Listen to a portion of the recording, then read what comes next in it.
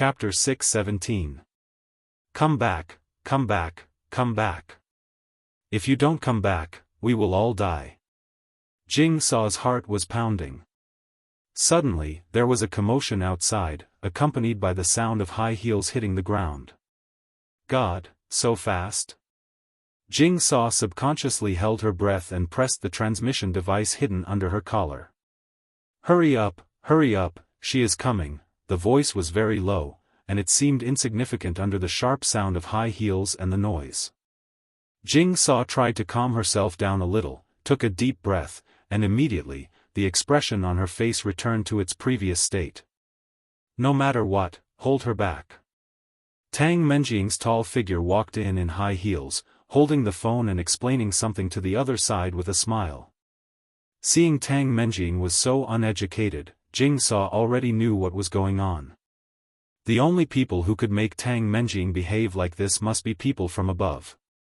She bowed her head slightly, her body slightly bent.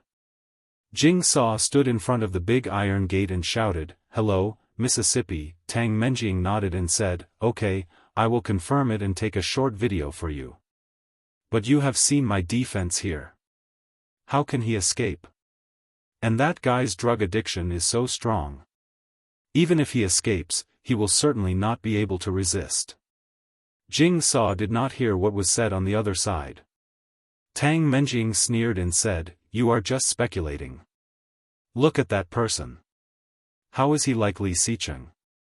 Li Xicheng does not have such a non-mainstream hobby, dyeing his hair and wearing earrings, and how can Li Xicheng have such great strength? Don't you know how muscles are for drug addicts? If he had that strength, he would have run away long ago. Why is he still staying here to be ordered by us? And he escaped again and was chased by us." There seemed to be some excitement on the other side, and a faint voice came, "Anyway, quickly confirm if he is still here." No. Jing Sa even became short of breath. Li Xicheng should not be back so soon. What to do? Tang Menjing quickly hung up the phone and looked at Jing Sa. "Open the door. What are you waiting for?" Jing Sa felt that her heart was about to jump out. She lowered her head slightly and said, "That guy just took the medicine and should be asleep. He is inside, and he can't run away." Hearing this, Tang Menjing raised her eyebrows and asked, "What did you do to him? Don't dare to open the door, could it be?" Jing Sa's heart skipped a beat. She quickly shook her head and said, "No, it's just what?" In Jing Sa's mind, countless thoughts came up. However, there was no one inside, no one. What should he do now? Was he going to let her in just like that? Jing Sa's heart was pounding. Even when she was undercover for the first time, she was not so nervous. Tang Menjing looked at Jing Sa and felt even more suspicious. She said, "Jing Sa, I trust you very much. Open the door." Jing Sa lowered her head slightly, nodded, and took out a bunch of keys from her pocket. Usually, when Jing Sa opened the door, she was not fast, but in front of Tang Menjing, she never dared to delay. But today, Jing Sa's movements seemed to be deliberately slowed down, unspeakably slow. Something was wrong. Chapter 6:18. Jing Sa's heart was about to jump out of her throat, and she said loudly, No. God, did this bastard come back or not? Jing Sa felt like she was going crazy, holding Tang Menjing's hand tightly, with an unspeakable panic on her face. Tang Menjing felt even more suspicious, pushing Jing Sa away and opening the doors one after another. A big iron door, a big wooden door, and then a big railing door. After several layers of defense, Tang Menjing opened the last barrier. As soon as she entered, she turned on the big fluorescent light. Jing Sa's face instantly became pale. Looking in, the first thing that entered his eyes was a huge solid iron gate with a huge lock. However, in the big room, there was no one. The quilt that should have been bulging was folded, and the pillow was placed on the quilt. Tang Menjing's face changed, walked in quickly, and roared, Where is he? Did he run away? Jing Sa's body almost turned to jelly, but she quickly calmed herself down and called, Mr. Li? What? An impatient voice came from the toilet. This voice was full of impatience, but it was Li Xicheng's voice. Jing Sa almost knelt down, scared that her heart was about to fly out. She had already cursed in her heart, but at this time, Jing Sa needed to calm down. What are you doing? Tang Menjing breathed a sigh of relief, turned to look at Jing Sa, and said, Isn't he still here? Why are you so nervous? Jing Sa was speechless for a moment. Suddenly, she heard the sound of flushing in the toilet. A tall figure came out, his back slightly bent, and he did not look as domineering as he used to. His short black hair was a bit uneven because he had been trimmed for a long time. Li Xicheng wore a wrinkled shirt, but in such an environment, his expression was still full of arrogance and laziness. Slowly putting down his sleeve, Li Xicheng returned to the bed and sat down. He glanced at Tang Menjing and sneered, What? You swallowed half of my medicine. What else do you want now? Tang Menjing finally understood why Jing Sa was so nervous. Turning around, Tang Menjing glared at Jing Sa and asked, You swallowed half of his medicine? Jing Sa looked more nervous and took a step back. I. Seeing Jing Sa's expression, Tang Menjing's face softened. She turned to look at Li Xicheng and sneered. It seems that even without half of the medicine, you are still fine. You won't die so soon, right? Li Xicheng stared at her with a sullen face and glanced at the blood stains on his white shirt sleeve. Ha ha ha. Tang Menjing was so happy that she turned around and glanced at Jing Sa. What are you afraid of? You are one of us. Just keep him alive, but you have to be careful. Jing Sa seemed to be relieved and overjoyed. She nodded and said, Yes, miss. Tang Menjing took out her cell phone and took a video of Li Xicheng. Then she sent it to the people on the phone and said, Look, I have him here. Don't worry. Twisting her waist and walking out, Jing Sa gave him a deep look before turning off the light and locking the door. Chapter 6:19. TL and LS had been cooperating for less than a month. Just at the last moment of the cooperation, LS broke out a major piece of news: there was a problem with the contract provided by TL. This was a trap within a trap. If LS fulfilled its contractual obligations according to the contract, then LS would lose more than 1 billion yuan. Fortunately, the vice president of LS, Li Jinnan, discovered it in time and used it as evidence to take TL to court. This matter suddenly caused a sensation in the entire business circle. For a time, the entire TL group was in chaos. However, at this juncture, several other partners of TL actually requested to terminate the contract at the same time and were willing to pay a large amount of compensation to terminate the contract. In less than a month, TL Group, which was originally a well-known domestic company, suddenly carried a major debt, and the entire company was in a panic. TL's corporate image in China also plummeted. Within TL, the vice president, whose status was second only to Tang Qing, absconded with the money when TL's stock market plummeted. However, on the 28th day, the two sides suddenly negotiated privately. Ms. Tang Qing, the main person in charge, paid a very satisfactory compensation to LS Group on behalf of TL Group. After this matter, Tang Menjing's status in the eyes of the people above was not as good as before. Without a doubt, the benefits he received were also greatly reduced. Li Xicheng was lying in the small room, listening to Jing Sa talking to him about these things he had caused, and his lips curled. As expected. All of these things were within his calculations. TL had collapsed. In less than 2 days, Tang Menjing would definitely come to him with the people above. If he guessed correctly, at most 3 days, the Bo family would ask to transfer him. At that time, he could enter the Bo family in one fell swoop. The stock market of LS had been rising recently. In less than a month, the Li family had reached its peak in recent years, and it was still rising. The good result was all thanks to the cooperation between Elle and Li Jinnan. It had been 25 days since Elle stood her up. Su Qianxi sat in the office, yawning.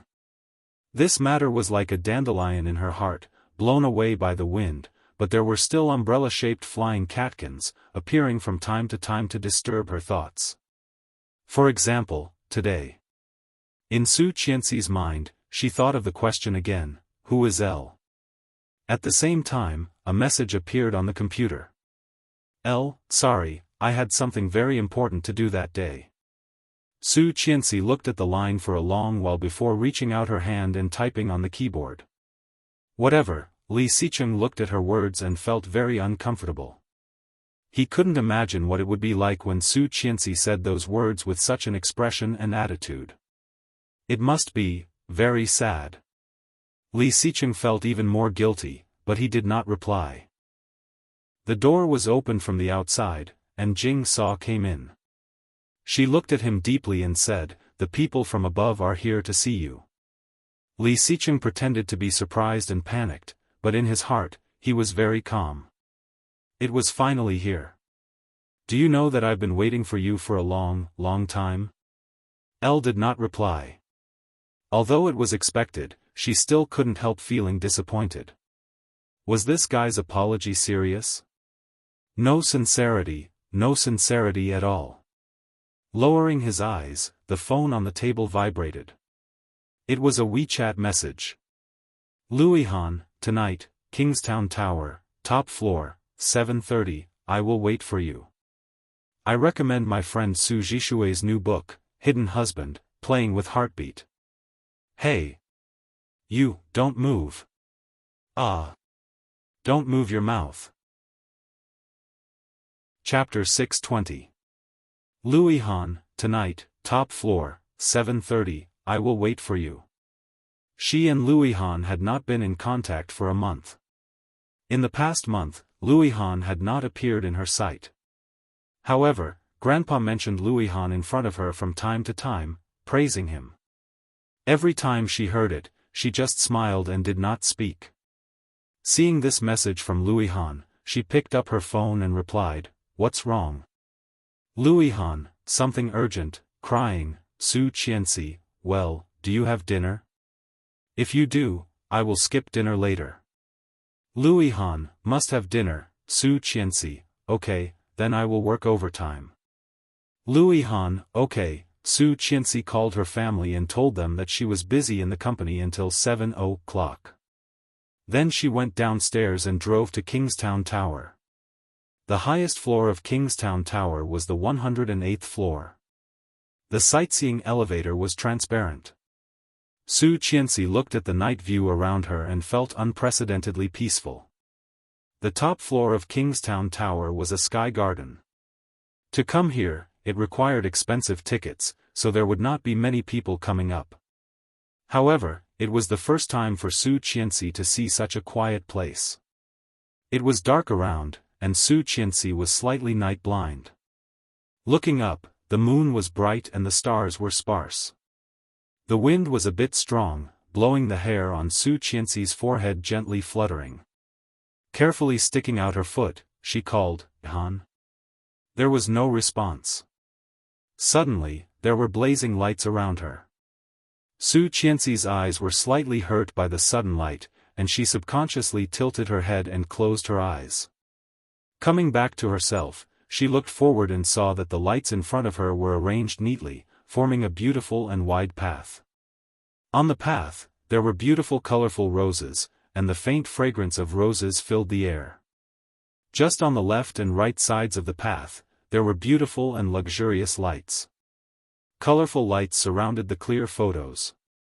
There were photos of Su Qianxi in high school.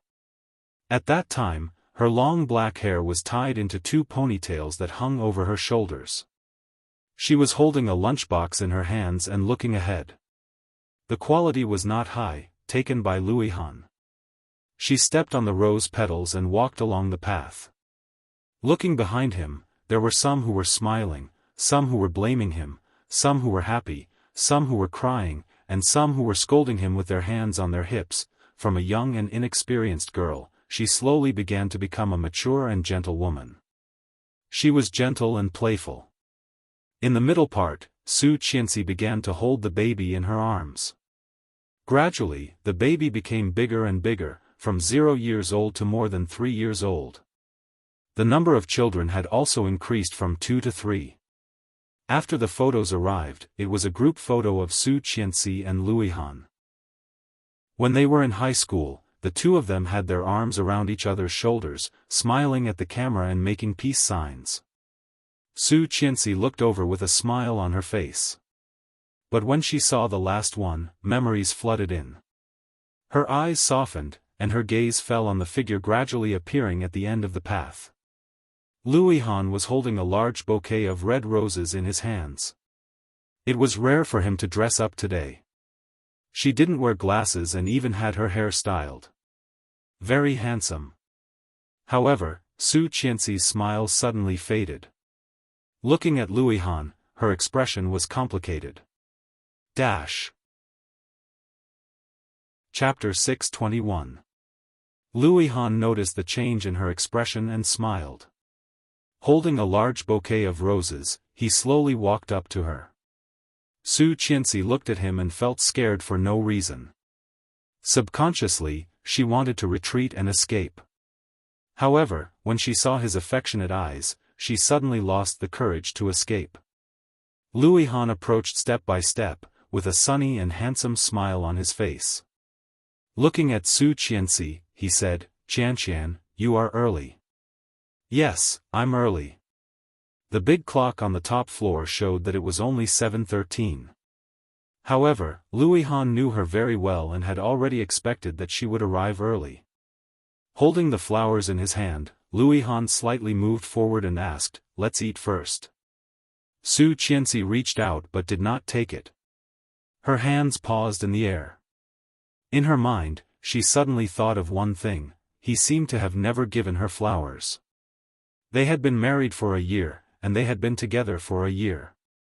She had experienced all kinds of details, thoughtfulness, and warmth, but he had never given her flowers. Su Qianxi was a bit dazed, staring at the brilliant 99 roses in front of her, but soon, she looked up and looked at Luihan.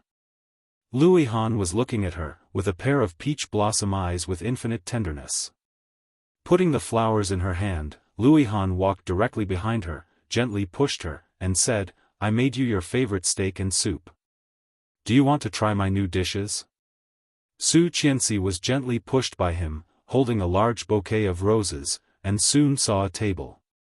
On the table, there were 2 covered plates, and in the center was a beautiful flower-shaped candle, side by side. The flame was covered by a white glass lamp.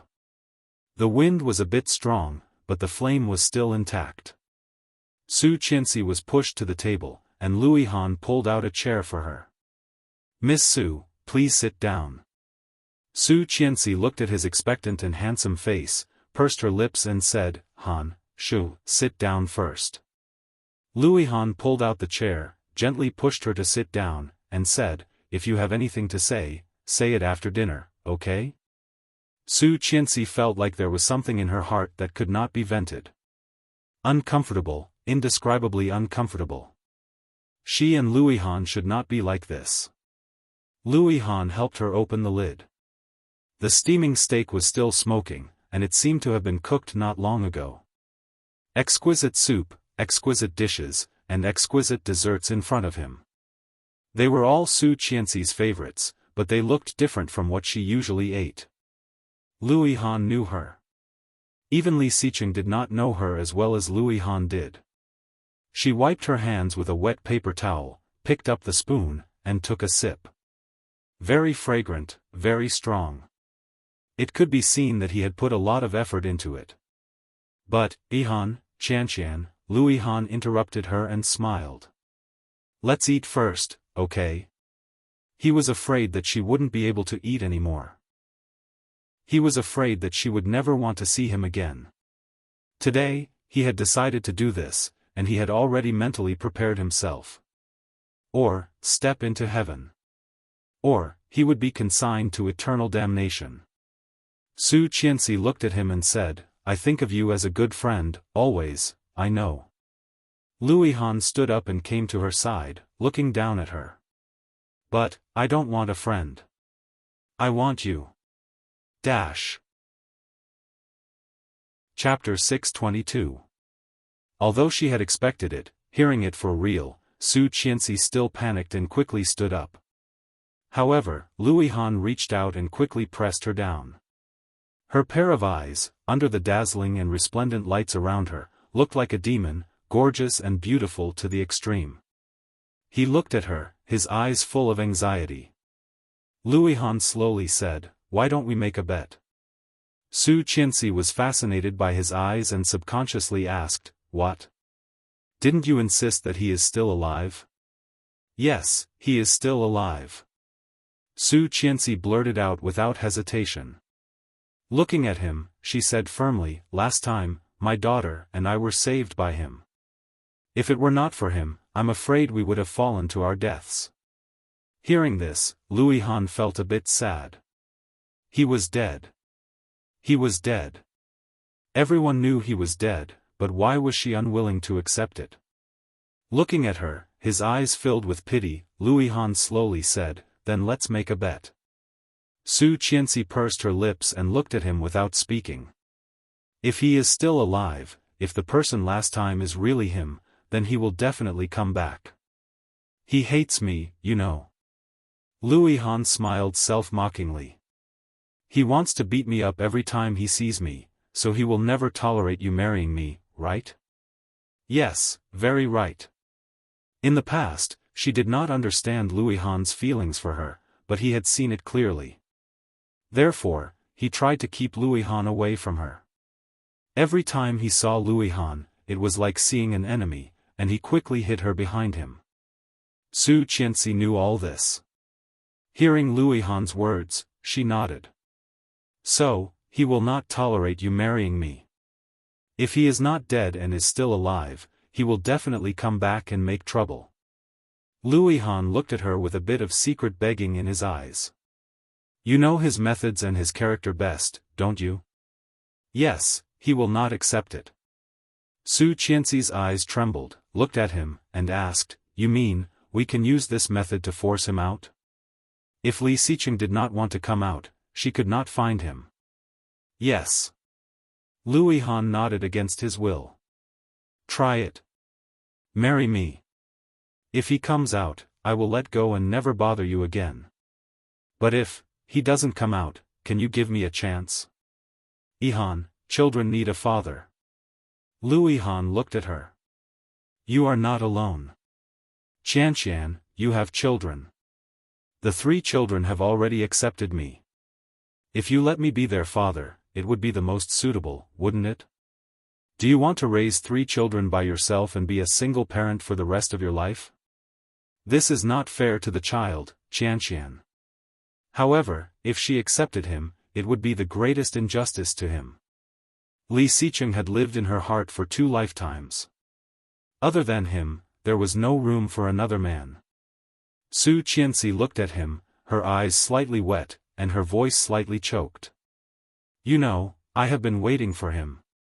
It is impossible for me to regard you as anything other than a friend. Han, try it. If he is still alive, he will definitely come back to stop you from marrying me. Qianqian, don't you want to see him? Chapter 623. How could she not want to? For the past 4 years, she had dreamed of seeing him. Every day when she woke up and could not see him, she felt empty. However, in this way, would he really appear? Would he? She did not know. Li Xiqing was more sophisticated than she had imagined. Why he hid, she did not know. Why he did not come back, she did not know. However, she wanted to see him, very much. He was still alive, he must be alive. Last time at the amusement park, that person must be him, it must be. Lu Han saw that she was moved and said again, if he loves you, he will come back. If he was still alive. She finally couldn't hold it anymore and burst into tears. Louis Han took out a velvet box from his pocket, knelt on one knee, opened the box, looked at her, and said slowly, "Marry me, will you?" Su Qianxi's tears fell even more fiercely. Looking at him, she pushed the box and said, "Han, I will not love you, you know that." These straightforward words were like a butcher's knife, ruthlessly chopping into his heart. In an instant, blood splashed, and it was terrible. However, Louis Han still forced a smile and said, "I know, I don't care." Their days were still long, very long. There was no reason that he couldn't be compared to a dead man, right? Li Xicheng was already dead. Sooner or later, she would forget him and accept him, Louis Han. She would accept him sooner or later, and he could afford to wait. Su Qianxi looked at him, put her hands behind her back, and said, "I care. I want to wait for him to come back clean." She had guarded her heart. She also wanted to guard her body. Because of her insistence, Li Xicheng did not have a funeral from beginning to end. Although the public had magnified the news of his death to every corner of the country, she believed that he was not dead. She would not let him come back and see the word "widowed" written on the marriage column of his wife. She would not let him come back and see the name of another man written on her marriage column. This was her only purity for him. She loved him, and she wanted to keep all the best of her for him. Even if he didn't want to come back, she would stay for him. She wouldn't have any regrets when she grew old and died. Louis Han's eyelids drooped, and his hopeful eyes dimmed inch by inch. He pursed his lips and remained silent. Su Qianxi took a deep breath and choked, "Han, thank you." Louis Han felt that his eyes were a little hot, and the sour feeling in his heart was so overwhelming that he almost couldn't breathe. He didn't want her to thank him. All he wanted was her. That was all. Why? When Li Xicheng was alive, Louis Han could not compete with him. Now, Li Xicheng was dead, and he still couldn't beat him? It was as if a piece of his heart was missing.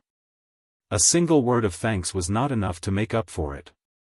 Louis Han did not speak, still maintaining that posture, in front of her. After a long while, she whispered, "I want to try."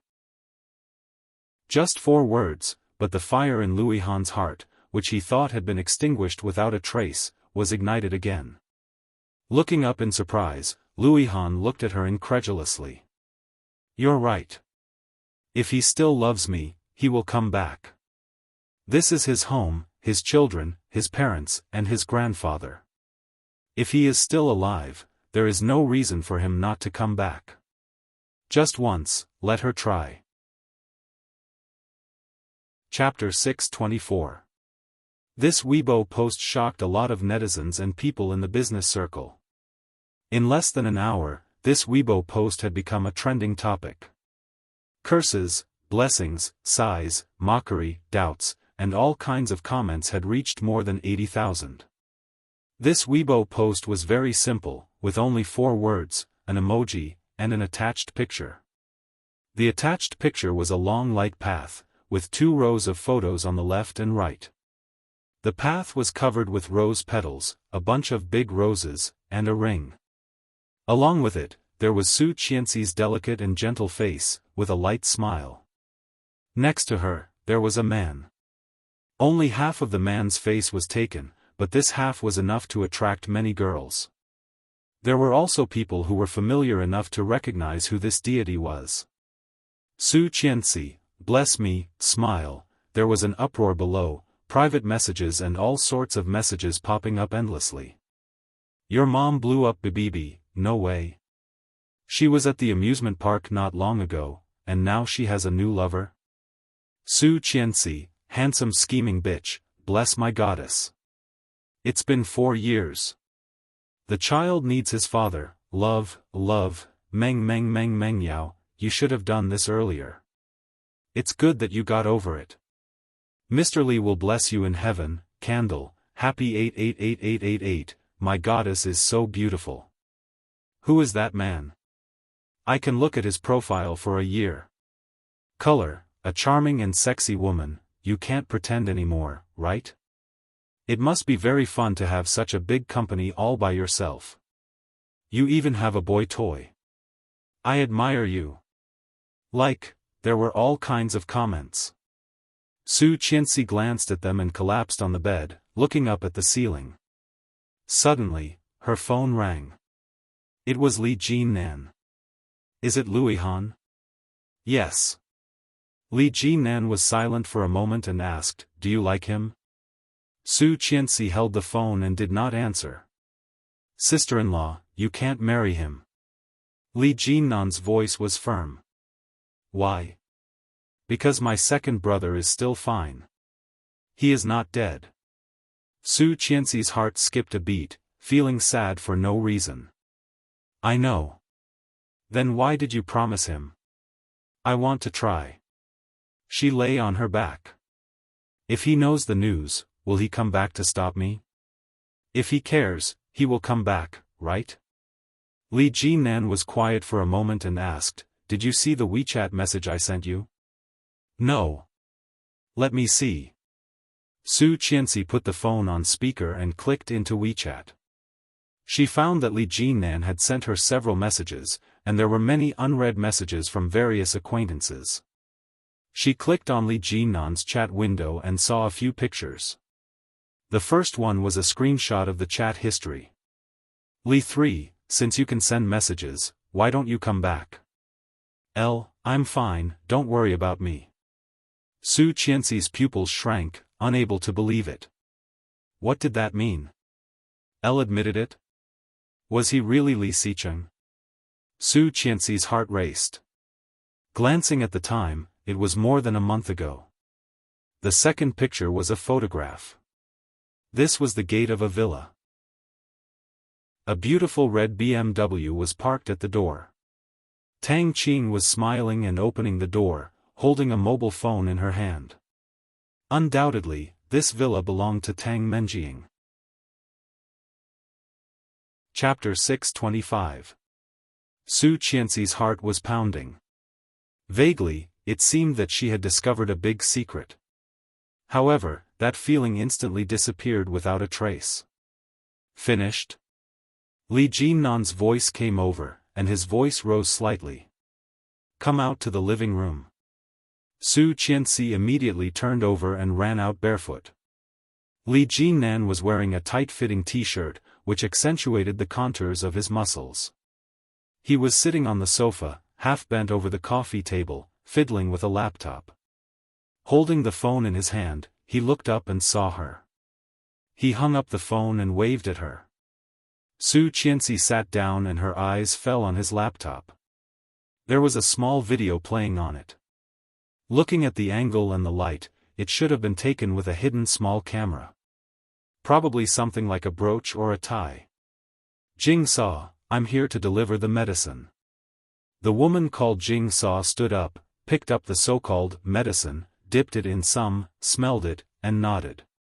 Okay, go out. There's food. The people inside haven't eaten yet, right? Oh. Jing Saw took it. Leave it.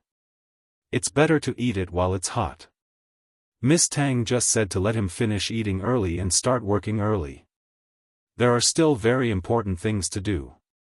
Jing Saw heard this and was very impatient. She waved her hand. Why is the person who delivered things so annoying today? What is he talking about? He won't die. Don't worry. Well, then I'm going. Go away.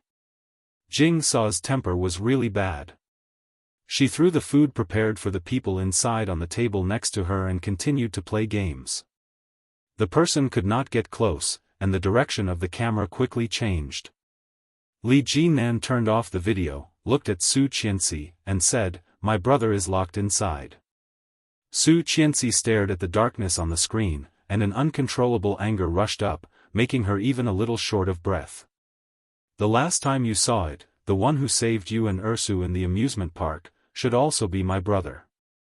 Li Jinnan said lightly, using the mouse to click on his chat account and the chat window with L. The two sentences that Su Qianxi just saw suddenly appeared on the screen. This L is also my brother. He takes drugs. Su Qianxi turned to look at Li Jinnan. Tang Menjing gave him drugs. You heard the recording. You fought with him before. You should know that he's skilled and strong. Does he look like a drug addict? Just by looking at the short blurry video in the amusement park, Li Jinnan knew that the man couldn't have taken drugs. He was able to hold Su Qianxi firmly with one hand. Even for people who did not take drugs, few could achieve such arm strength. No, she blurted out without hesitation. That's right. He must have his reasons for not coming back. Second sister-in-law, don't you know how he treats you? The three of us may have some differences in our personalities, but our tempers are the same. We are all from the same family. Li Jinnan looked at Su Qianxi with his deep and dark eyes, hiding a trace of emotion that Su Qianxi could not understand. His voice was calm as he said, what he has decided will not change. He has decided on you, and only you. He only has one home. As long as he is still alive, he will definitely come back. Therefore, she could not marry Louis Han. That kind of guy did not deserve her. Chapter 626. Su Qianxi was destined to be with only Li Xicheng. Li Jinnan looked at her and clearly saw the change in her eyes. He said in a low voice, when it comes to him, you can't calm down. Fortunately, with her cleverness, she understood immediately. She was a little confused and looked up at Li Jinnan. Li Jinnan actually looked very similar to Li Xicheng. Especially that pair of eyes, the same beautiful eye shape and the same pitch-black pupils. However, compared to Li Xicheng, Li Jinnan was less indifferent and arrogant.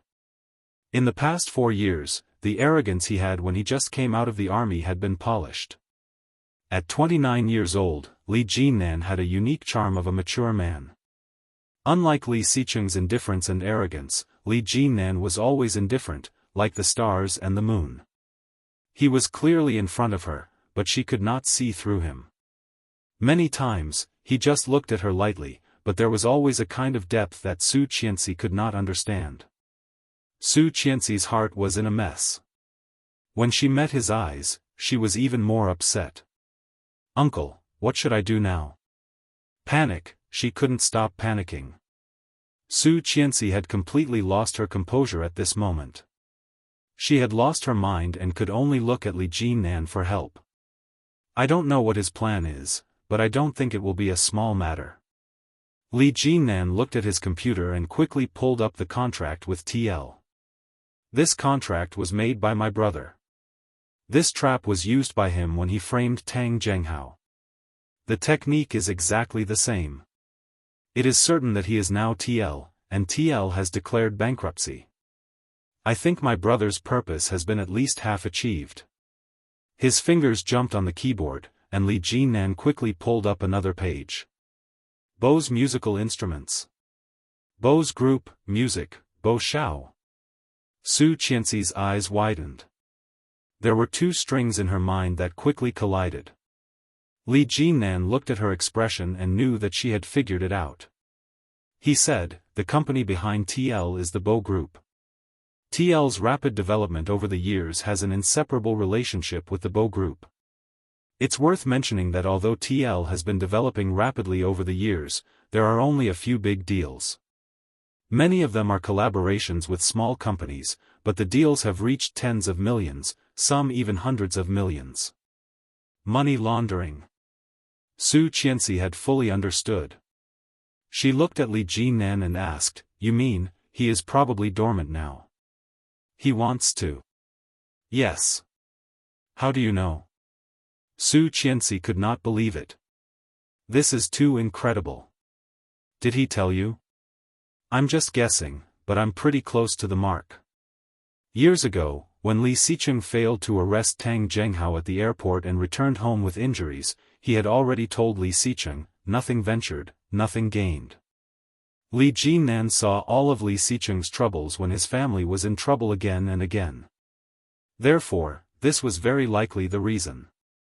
Otherwise, why didn't he come back? In addition to this, Li Jinnan really could not think of any other reason. However, Su Qianxi's heartbeat suddenly accelerated a lot. Subconsciously, she thought of her previous life. Chapter 627. Su Qianxi looked at Li Jinnan, her heart beating faster and faster. The guess in her heart seemed to have been verified. The more she thought about it, the more likely she felt it was. At this time in his previous life, Li Jinnan was doing something that made Grandpa and his parents angry. Now Li Xicheng was missing. He was still alive, but he did not want to go home. Now thinking about it, it was very likely that he did not want to go home. What Li Jinnan did in his previous life was just to deal with the drug dealer. Yes, it must be so. In this way, everything could be understood. The truth of the matter had gradually become clear. Su Qianxi's heart seemed to be equipped with a mirror at this moment. Is that so, Mr. Li? Su Qianxi had lived 2 lives, and it was the first time she had made such a bold guess. If it was really so, then she would wait. She had waited for 4 years. She would wait for him to come back even if it was another 4 years. But, what about Louis Han? 4 years was an extremely long period of time for anyone. For Luo Zhan, it was more like 4 centuries. In the past 4 years, he shared a room with Louis Han. Every day, he ate, drank, and slept. Occasionally, he helped clean up, watched porn, and played video games. However, inexplicably, after living with Louis Han, the number of times he dreamed of women gradually decreased. On this day, Luo Zhan took a shower as usual and lay in bed. However, Luo Zhan had always been a light sleeper, and it was difficult for him to fall asleep. It took him a long time to fall asleep. Gradually, he began to fall asleep. He dreamt that he was lying on the bed with his naked body sprawled out on the ground. He was secretly happy. Finally, he was going to dream of doing something embarrassing with a girl. After a long time, Luo Zhan was looking forward to it. Finally, after a long time, Luo Zhan was about to smoke a cigarette with the person in his arms, but when he turned his head, he suddenly saw a tough man's face. Luo Zhan suddenly woke up with a cold sweat. Lifting the quilt, he found that his crotch was wet. However, why was the other party, that person? Damn it! What the hell? Luo Zhan lifted the quilt, jumped out of bed, and went to the bathroom to take a shower. When he came out, Louis Han had already come back. Louis Han was particularly handsome today. He sat on the sofa with the computer on his knees and a smile on his lips. He seemed to be in a good mood. Luo Zhan rubbed his hair with a towel, leaned over, and sniffed him. There was a faint fragrance, like the smell of flowers. Hey, what's wrong with you today? Luo Zhan threw the towel on him and said, Are you in heat? Louis Han crumpled the towel and threw it back, laughing. F***ck off. Luo Zhan, on the other hand, had goosebumps all over his body because of his laughter.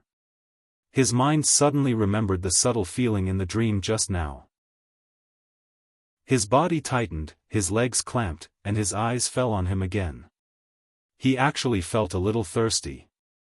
Damn it, Luo Zhan coughed and walked around the sofa to look at his computer screen. It was actually a Weibo post, and the blogger was Su Qianxi. After seeing the pictures and words on Weibo, Luo Zhan's eyes widened, and his first reaction was to blurt out, "No." Chapter 628. Louis Han turned his head to look at him, his handsome eyebrows knitted, and asked, "Why?" Luo Zhan's voice paused, and soon he looked at him with indignation and said loudly, "You are poaching her, do you know that? She is my brother's wife. That guy has been dead for so long. Do you want Qianqian to be a widow all the time?" Louis Han was upset, glared at him, and quickly turned back to look at the computer screen, which was one of the few photos they had taken together in the past few years. Luo Zhan was not very comfortable and angry. He reached out and pushed the back of Louis Han's head and said, "If she likes you, she would have accepted you long ago. She has a special liking for our second brother and is loyal to him. Why are you still sticking to her? Aren't you a bitch? Get out." Louis Han slapped his hand away. "So what? I like it." Luo Zhan looked at his happy look and was annoyed. He said sarcastically, "You are in the right to be a mistress." "What mistress? Li Xicheng died a long time ago, didn't he?" Louis Han turned off the computer and put it away. He looked back at Luo Zhan with displeasure and anger in his eyes. "If he was still alive, I would never have such thoughts. When he was still alive, did you see me approach her?" Luo Zhan was speechless and felt suffocated. Louis Han stood up and loosened the button of his suit. His voice was distant and meaningful. "Everyone has the right to pursue happiness. Qianqian is a good girl. Luo Zhan, you can't let her continue to stay with a dead man. It's not fair." It was not fair to her or to him. Luo Zhan felt even more suffocated. His eyes fell on the computer screen and he said, "She accepted you? Sooner or later." Louis Han took off his suit, revealing a thin light blue shirt inside. Louis Han's figure was very good. At the moment, the thin shirt was sticking to his body, outlining all the lines below. Luo Zhan glanced at it and could not look away. Seeing Louis Han's puzzled eyes, Luo Zhan rolled his eyes and turned back to his room. Closing the door, Luo Zhan found that his heart was beating surprisingly fast, and his cheeks were slightly hot. My God! Luo Zhan was going crazy. Is this a ghost? F***ck. No, I have to go to the gathering in a few days. I was scared to death. However, he could not let Su Qianxi marry this guy. How could second brother close his eyes in the netherworld? Why did she have to marry Louis Han? Luo Zhan was disappointed. He picked up his phone and sent a WeChat message to Su Qianxi, "Sister-in-law, have you really made up your mind?" No, why does it have to be him? Lao Er will crawl out and beat him up. You know how much second brother hates him. Sigh. Louis Han watched him return to the room weirdly, laughed, unbuttoned his shirt, and quickly entered the bathroom. When he came out, there were a few new messages on his phone. Qianqian, Ihan, shall we have lunch together tomorrow? Louis Han smiled and replied, okay. He clicked on another message. It was from someone he hadn't seen for a long time. You Lily, congratulations. You're finally going to succeed. Louis Han, thank you. When Yu Lily saw the news, she thought that she would be heartbroken and cry, but unexpectedly, her heart was very calm. There were no waves, no ups and downs. Chapter 629. 12 years. Louis Han had been with Su Qianxi for 12 years. How many 12 years could there be in one's life? Yu Lily was lying on the bed, holding the phone and opening the desktop. This was a group photo. The girl in the photo looked domineering, holding the phone in both hands to take a selfie. Just behind the girl, a man in a burgundy suit, with a slightly evil smile, crossed his arms, and a pair of blurred and beautiful eyes, looking down at the girl's face. Long time no see, oh. Li Xicheng was blindfolded and thrown in the back seat of the car. There was a pungent perfume next to him. It was Tang Menjiang. His hands were tied behind him, and his eyes were blindfolded. Li Xicheng's hearing was particularly sharp. In addition to the sound of people in this area, there was the sound of insects squeaking at night. The car drove for a long time. Li Xicheng calculated in his heart. After about 70 or 80 minutes, the car stopped. The speed was very steady, about 40 to 50 kilometers per hour, which meant that it was not far from the villa he had just come out of. From the last investigation, he had already found that TL was just a camouflage, and the real nest hiding in Kingstown was actually somewhere else. The car stopped at about 5 traffic lights on the way, went up 2 slopes, and once on the highway. Most of the time, there was noise around. That was to say, this place was in a relatively prosperous place, but now it was very quiet around here. Most likely, it was downtown or a relatively high-end community or office building.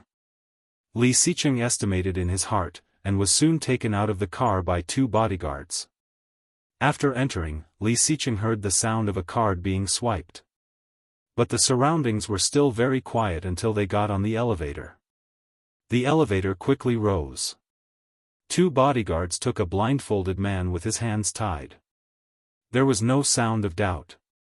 People here must have been used to this kind of situation. This building was probably owned by the Bo family. But it was impossible to use the name of the Bo family, and there would be another name that was loud and would not be suspicious. However, where would this place be? Ding! About a minute later, the elevator arrived. Li Xicheng's heart slightly moved. According to the frequency and time of the elevator's rise, it should be 48 to 50 floors. There were not many high-rise buildings in the center of Kingstown. Tang Menjing did not speak from beginning to end. When they got up, she picked up the phone and said, "Hello, we are on the top floor. Should we go straight to the VIP room?" Top floor? Li Xicheng searched for similar buildings in his mind, but before he could figure out where it was, he was pulled into a room and pushed hard. Li Xicheng felt the surroundings became dark and silent. They've locked him up again. About 10 minutes later, the door was opened. The sound of high-heeled shoes stepping on the ground could be heard. At the same time, there were sounds of people scrolling through Weibo. "Hey, Li Xicheng, I have great news for you." Tang Menjing's voice was sharp and deliberate, and her laughter was full of sarcasm.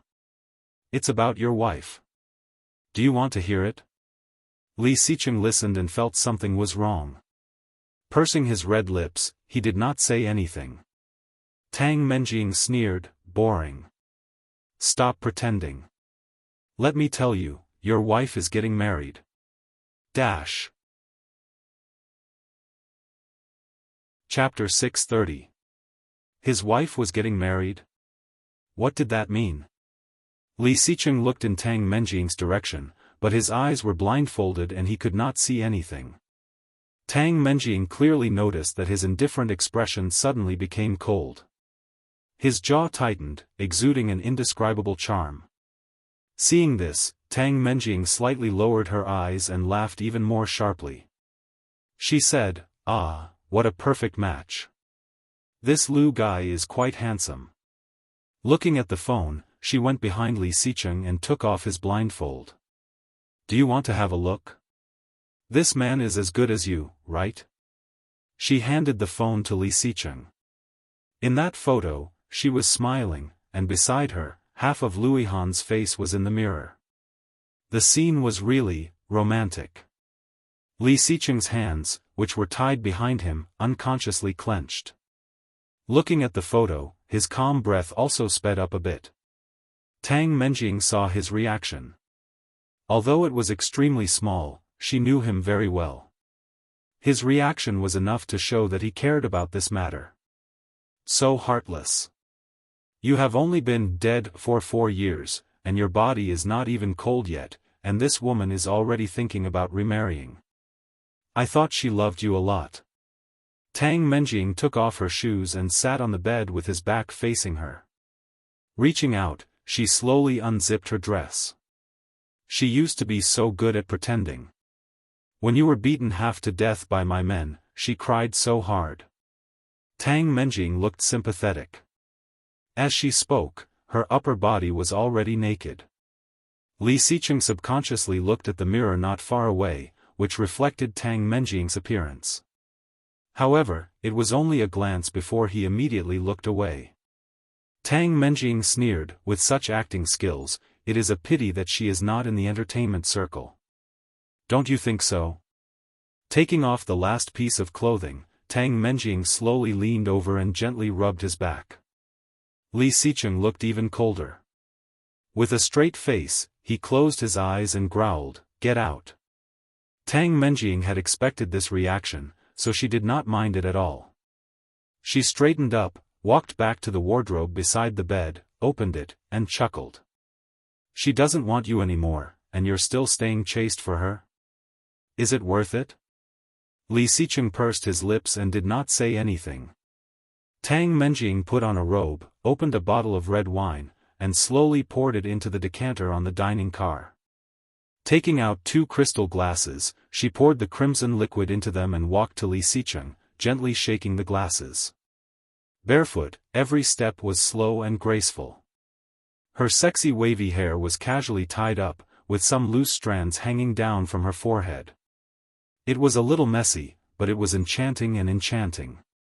Naturally, he had to first ignore her stiff and pale face. With his eyes closed, Li Xicheng clearly sensed that she had walked up to him. Tang Menjing slowly sat down in front of him, handed him one of the cups and chuckled. "Have a drink?" Li Xicheng did not open his eyes and ignored her. In Tang Menjing's beautiful big eyes, there was a trace of loneliness. She put down the 2 cups and leaned forward on her knees. Li Xicheng clearly sensed her approaching, slightly turned his head, and stepped back. Chapter 631. Li Xicheng was shocked. Tang Menjing's movement caught him off guard. Caught off guard, he had already fallen on the carpet. His hands were pressed, and it hurt a little. But what made Li Xicheng even more surprised was that Tang Menjing, wearing only a thin nightgown, clung to him, then held his face with both hands and approached his lips. Li Xicheng felt nauseous and struggled to get up. At the same time, he twisted his body and kicked her away. Li Xicheng's body quickly turned to the side. Tang Menjing fell to the ground and smiled coquettishly, letting the nightgown open. 2 plump white legs crossed each other, charming and seductive. "What? Don't pretend. After so many years without a woman, don't you want one?" If it was Su Qianxi, of course, he wanted one. But for Tang Menjing, Li Xicheng got up from the carpet, leaned on the edge of the sofa, and ignored her. This was a suite. The living room and bedroom were independent, completely transparent, luxurious and beautiful, showing the unique style of the owner. Tang Menjing took 2 wine glasses and walked toward Li Xicheng. Gently blowing on his face, she said, "Drink this glass of wine, and I will take you to see her. How about it?" Li Xicheng fixed his eyes on her, with suspicion in his eyes. "You don't believe me?" Tang Menjing reached out and reached behind him. Li Xicheng's face suddenly became darker, and his gloomy face was full of warning. "Get out." Tang Menjing did not listen to him and said carelessly, "I'm helping you untie." "What are you going to do?" "I'll do it with you if we're in bed. Do you want to try?" She reached behind him and pulled hard. The rope immediately loosened a little. Li Xicheng felt a little strange. What did this Tang Menjing want to do today? Tang Menjing leaned over and whispered, "In the past few years, you should have a lot of evidence of the Bo family's crimes, right?" Li Xicheng was caught off guard by her sudden words, and his heart skipped a beat. His dark and deep pupils suddenly shrank. Li Xicheng looked at her, pretending to be calm, narrowed his eyes, and said slowly, "What? In the past few years, do you think I don't know?" Tang Menjing held her glass and chuckled. She sat in front of him and looked at him. "You are undercover, right? In the past few years, the financial information of the Bo Group has been leaked. The police have got a lot of evidence. You really hid it from me." "What do you mean?" "You invaded the Bo Group through TL, collected the transaction records and bills of the Bo Group, and then secretly transmitted them to the police. But I can't figure out how you did it. You were locked up for so long, disabled for more than a year, and started taking drugs 2 years ago. How did you do this?" Tang Menjing put the glass in front of him and chuckled. "I didn't understand it before, but now I do. You have an accomplice, right?" He looked at her coldly, expressionless. Who is his partner? Tang Menjing asked softly. There was a hint of sarcasm in his eyes. Why must it be me? Chapter 632. Li Xicheng finally untied the rest of the rope. Looking at his red hands, he loosened his muscles. Tang Menjing looked at his comfortable look, took a sip of red wine, and smiled. Li Xicheng saw a red lipstick mark on the wine glass. Tang Menjing's reaction was much calmer than he had imagined. Are you not afraid that I will run now? You can't run. Tang Menjing was sure. There are so many people outside. Unless you have the ability to jump down from here, there is no way you can escape. Tang Menjing glanced at him and chuckled. However, if you want to go down, I can take you down. It is just a matter of a word. As long as you tell me who your accomplice is, or sleep with me once, I will let you go. It has been 4 years. Li Xicheng, it is not easy to go back. Don't you want to? You want to sleep with me that much? Li Xicheng looked at her with a faint smile, looking down at her with disdain. Of course. Tang Menjing chuckled. Even in my dreams. Unfortunately, I don't have feelings for you. Being straightforward, this sentence was a great insult to any woman. Especially for Tang Menjing, who everyone wanted to have sex with. Tang Menjing's smile was also cold. If you can't, then you can't. Did the beating 4 years ago hurt you down there too? Li Xicheng ignored her and looked around the room. The decoration was beautiful, and it looked like a hotel. However, Tang Menjing had lived here for a while, so it looked like a home. Seeing that he did not speak, Tang Menjing gritted her teeth and said, "There is another way." Have you forgotten? You want me to tell you who my accomplice is? So, you admit that you have an accomplice? Li Xicheng asked, did I deny it? Tang Menjing smiled, stood up, and handed the wine glass to him.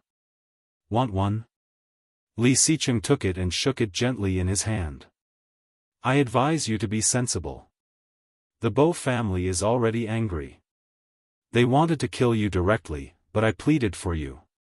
If it weren't for me, you would have been killed on the road today.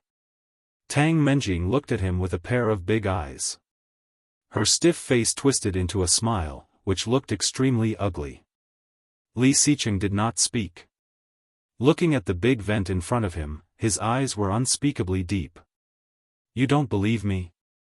Tang Menjing raised her eyebrows. Do you really want to try being killed? Yes.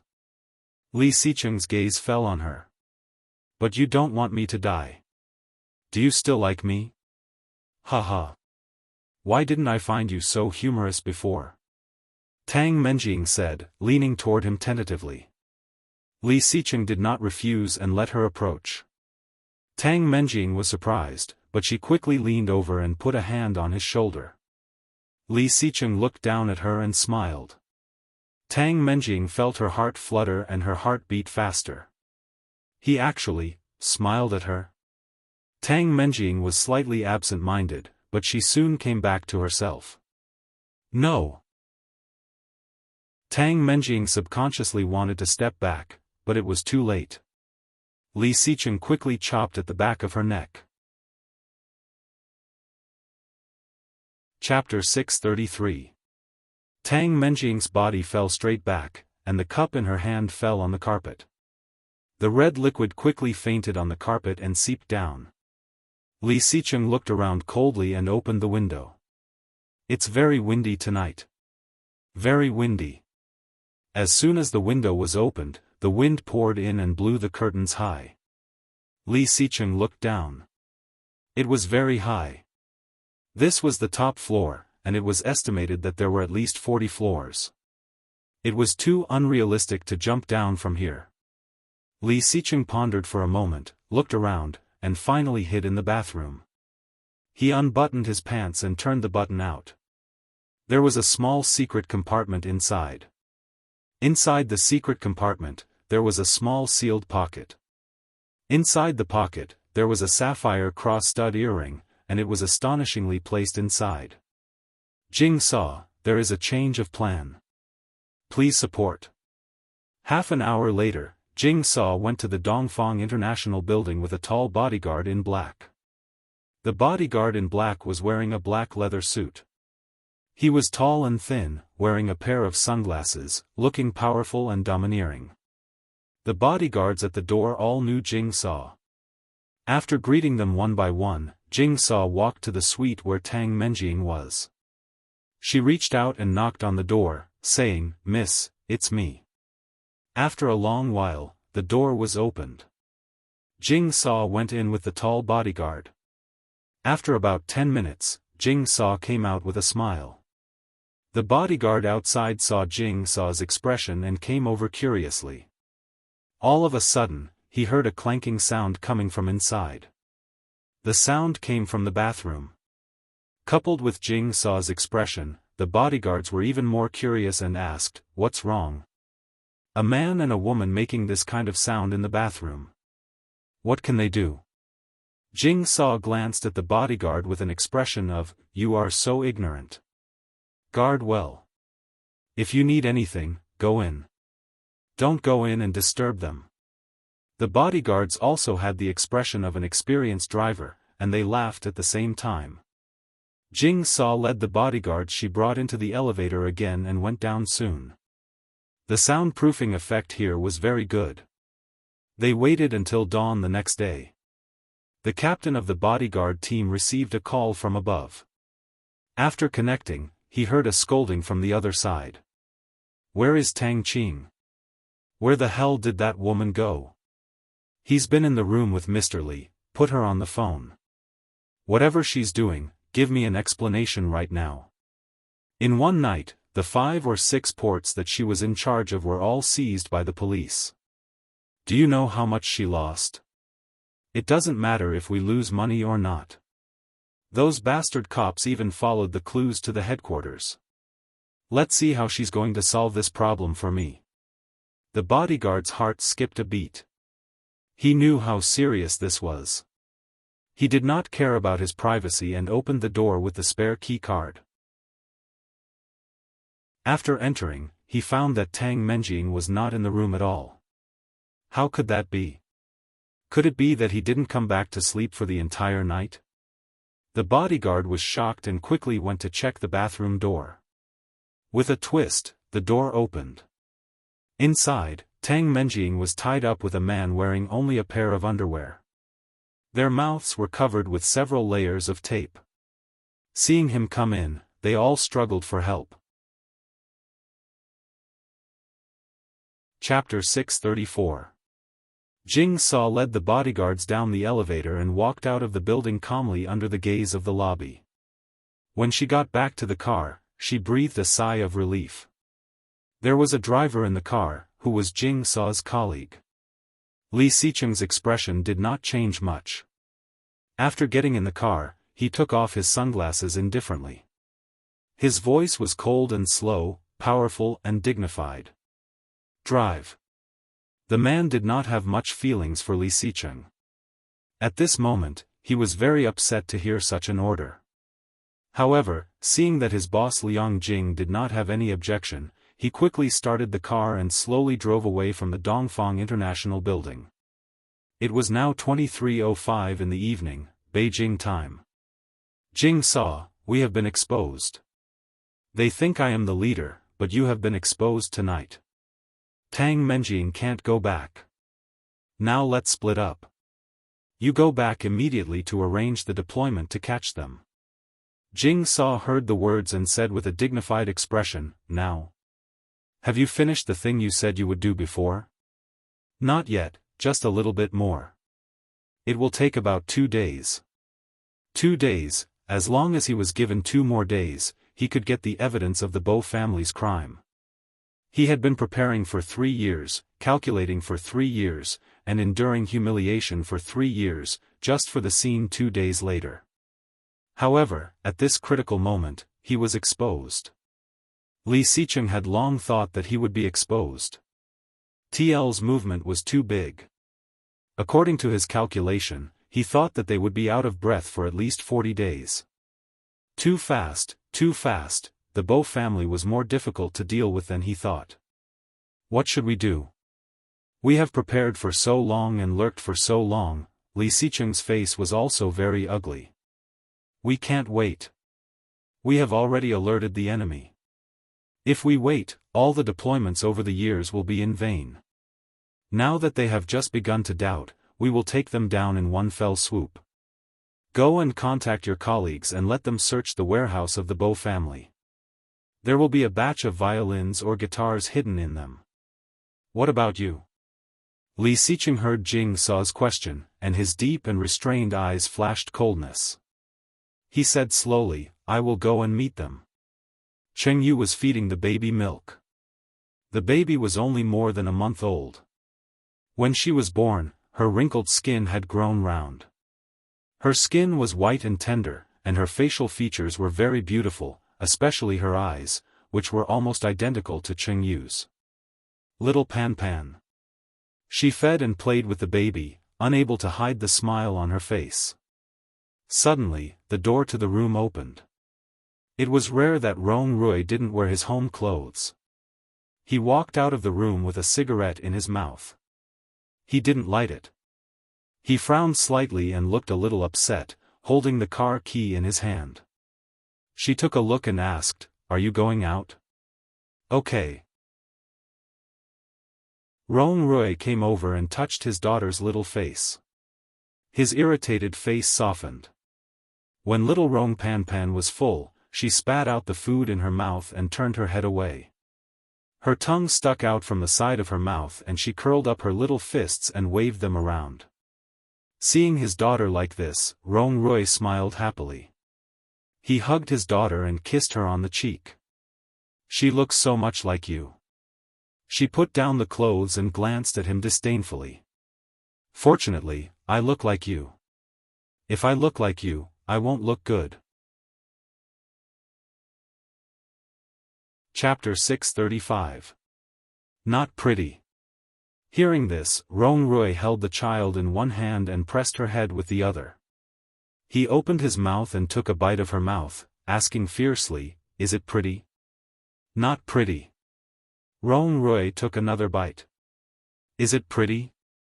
Not pretty. Rong Rui pressed her down and kissed her fiercely, like a wolf biting, but he was reluctant to be too aggressive. Kissing her gently, from shallow to deep. Being entangled, Cheng Yu soon became aroused and slowly responded. Boo-hoo. The little guy was left out and started crying, not to be outdone. He waved his little fists and stomped his feet. She pushed Rong Rui away and picked up the little girl. Pan Pan, don't cry. Rong Rui laughed, touched the little girl's little face, and said, You know how to ruin Dad's good things at such a young age.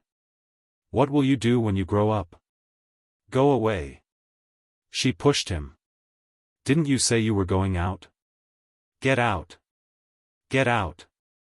Rong Rui stood up, but then leaned down and kissed her on the lips again. Wait for me to come back and get out with you. Don't go to bed so early. Get out. Rong Rui smiled, took the car key, and went out the door. However, when he got out of the house, the smile on his face did not last long, and his irritation gathered again. The cigarette had been put on the table, so he had to take out another cigarette, lit it, and walked toward his car. He drove to the riverside of Kangchengdong. This was the road to Hunan that led out of the city. Based on his understanding of them, they would definitely go out of the city, stop in Hunan for a day or two, and then set off to find a new location. After waiting for a long time, a dark blue sports car came from a distance. He could tell from the car that it was Bo Xiao. Rong Rui looked down at the time, and it was already 3:49 in the morning. He took out the cigarette from his mouth, put his hand on the steering wheel, and suddenly went across, blocking the front of the sports car. The dark blue sports car suddenly braked to a stop. Rong Rui looked sideways and saw Rong Anna's obviously frightened face in the passenger seat. Useless cousin. Rong Anna saw Rong Rui, unfastened her seatbelt, and was about to get out, but was held down. Bo Xiao looked at her coldly and said, "Are you crazy? Are you going to walk right into the trap? He is my cousin, Xiao. He won't harm me." Rong Anna was convinced. "We have been in touch over the years. In order to help me control Li Xicheng, he approached his assistant, and now married his assistant. It is because of his help that we can capture Li Xicheng for so many years. He is one of us." Bo Xiao was skeptical, but Rong Anna insisted. Rong Rui was in the middle again. After thinking for a moment, Bo Xiao nodded, unfastened his seatbelt, and got out of the car together. Rong Rui also got out of the car, threw the cigarette butt on the ground, stamped it out, walked over, and handed over the bank card he had prepared. Rong Anna saw the card and was stunned. Bo Xiao was also stunned and looked at him. "Take it. There are still many ways to spend money in the future.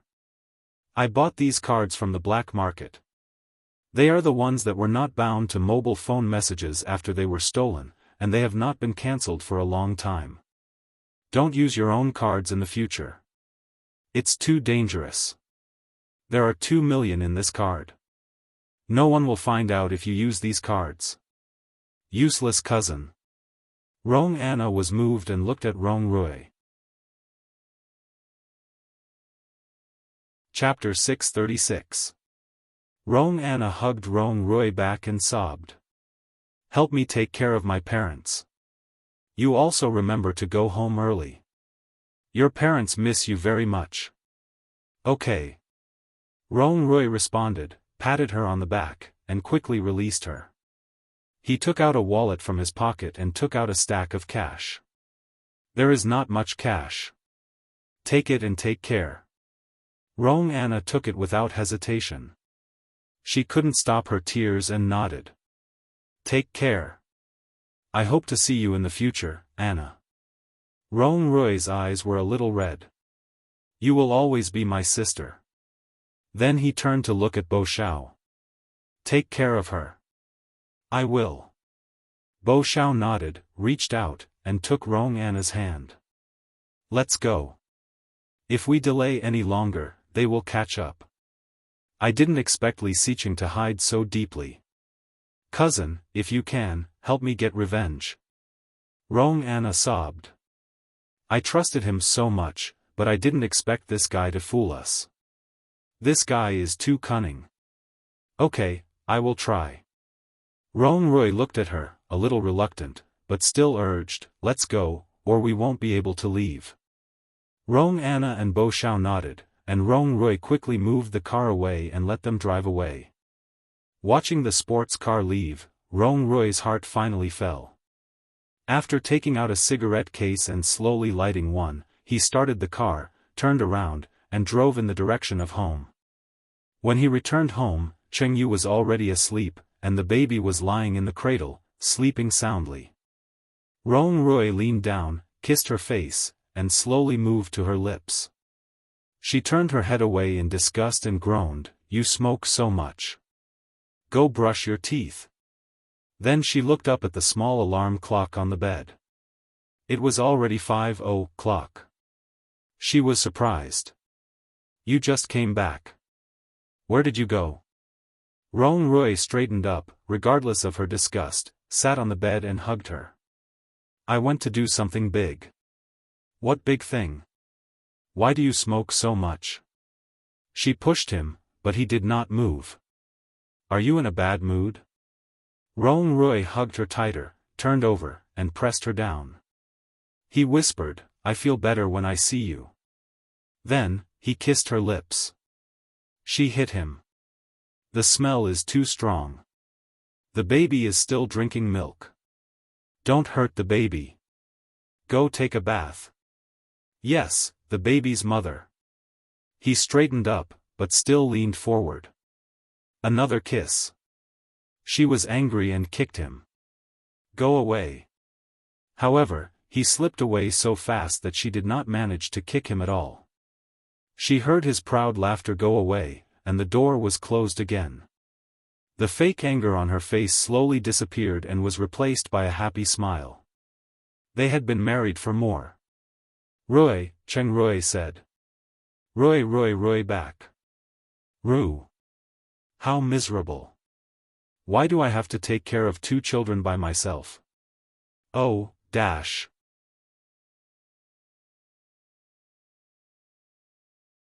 Chapter 637. At 2 a.m., a large amount of heroin was found in the main warehouse of the Kingstown branch of the Bow Musical Instrument Company. The president of the branch has been arrested and investigated by the police. After investigation, it was found that there is a bigger leader behind the president of the Bow Musical Instrument Company. He has fled overnight. He has escaped from Kingstown and is still being pursued. The picture on the TV changed. It was a picture of a large group of reporters surrounding an old man who looked like he was in his 50s or 60s. After investigation, it was found that the Bow family had faced a bankruptcy crisis as early as 7 years ago, with a loss of nearly 2 billion yuan. It was the biggest crisis in the history of the Bow family. Then it cooperated with a transoceanic international company, and then came back to life. The police have been involved in the investigation. According to insiders, the absconder is the only son of the head of the Bow Musical Instrument Company. Bow did not respond to the sudden change of the situation. He is currently under the control of the police for investigation. The old man looked at the TV with the remote control, shook his head and sighed. It's terrible. This Bow family should have a good relationship with the Rome family in the capital. How did they suddenly get involved in drugs? Ouch. Li Jianyue, Li Jianxian, and Li Mosen were having breakfast.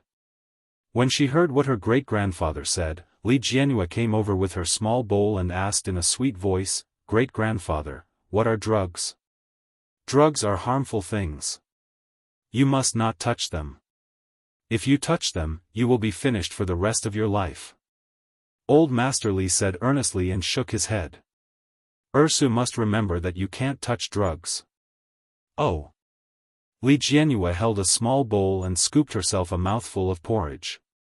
But as she ate, she dripped it on her beautiful clothes. Li Jianyue looked down and pouted. She looked at the old man and said, "It's dirty. What should I do?" The old man smiled lovingly and took a few tissues to wipe it off for her. He said, "Come on, great-grandfather will feed you." "No, my mother said that I have grown up. In the future, I have to eat by myself and wipe my ass by myself. Otherwise, I won't grow up." Although she said so, she held a small bowl of porridge and ate it in a mess. Seeing the porridge fall on her clothes and on the ground, Li Jianyue jumped back, but she did not expect that with such a jump, the small bowl directly fell to the ground with a bang. When Li Jianyue saw it, she pouted even more. Her big eyes became wet and she almost cried. She looked at the old man pitifully and said, "It dropped." The old man laughed, took the small bowl, and carried her to the sofa. After wiping the porridge off her clothes with a tissue, he shouted, "Xiao Lu, clean up the inside first." Lu Sa was hanging clothes outside. Hearing the old man's voice, she answered. Su Qianxi had just woken up and cleaned up. Walking out of the room, she looked at her watch. It was not yet 7:30. As soon as she came out, she saw a small bowl on the ground and her daughter's pitiful face. Su Qianxi felt a bit of a headache. Pretending to be unhappy, she shouted, "Li Ursu, did you cause trouble again?" Ursu pursed her lips, and tears welled up in her big eyes. She sniffled and whispered, "I didn't do it on purpose. It wanted to run away on its own. I couldn't catch it, so it dropped." "You." Su Qianxi didn't know whether to laugh or cry. She cleaned up the food and then went to the kitchen to get her another bowl. "Come here, Mom will feed you." "Okay." Seeing that her mother did not scold her, Li Jianyue's little face was full of smiles. A pair of short legs dangled off the sofa and ran to the dining room. "Wan Lily, Ursu, come home with Uncle. Uncle will take you to see the goldfish." Li Jianyue, uncle, my father wants you to read this pinyin. Chapter 638. Li Jianxian and Li Mosen looked at each other as they ate. Both of them held their own spoons, and they ate one spoon after another smoothly. However, from the moment Su Qianxi sat down, she saw them looking at each other, eating and watching. After a few minutes, Su Qianxi couldn't help but ask, "What are you doing?" Competing in concentration. Li Jianxian did not look back, eating porridge with a spoon, chewing and looking at Li Mosen. Li Mosen's action was similar, nodding and continuing to eat. Pfft! Su Qianxi looked at the two little guys and laughed speechlessly. Finally, the two people finished eating porridge, and they had been looking at each other. "Are you done?" Su Qianxi curiously came over. Li Mosen shook his head. "Unless one of us turns his head first, we can decide the winner." Li Jianxian nodded and stared at Li Mosen. Su Qianxi reached out and covered the eyes of Li Jianxian next to her, turning his head to the side. Li Jianxian was stunned, but immediately shouted, "Mom, you are a burden. I lost." Li Mosen laughed on the opposite side, his blue eyes curved, very beautiful, and then climbed down from the stool and ran to the backyard. Li Jianxian's dark pupils showed dissatisfaction, and his white and tender little face was red with anger. He also climbed down and ran in, shouting, "Don't run, this game doesn't count." Li Jianrui watched the two brothers run away, and a pair of eyes looked at Su Qianxi, blinked, and said, "Mom, I am full." Su Qianxi knew what she wanted to do at a glance, and took a tissue to wipe her mouth. "Go."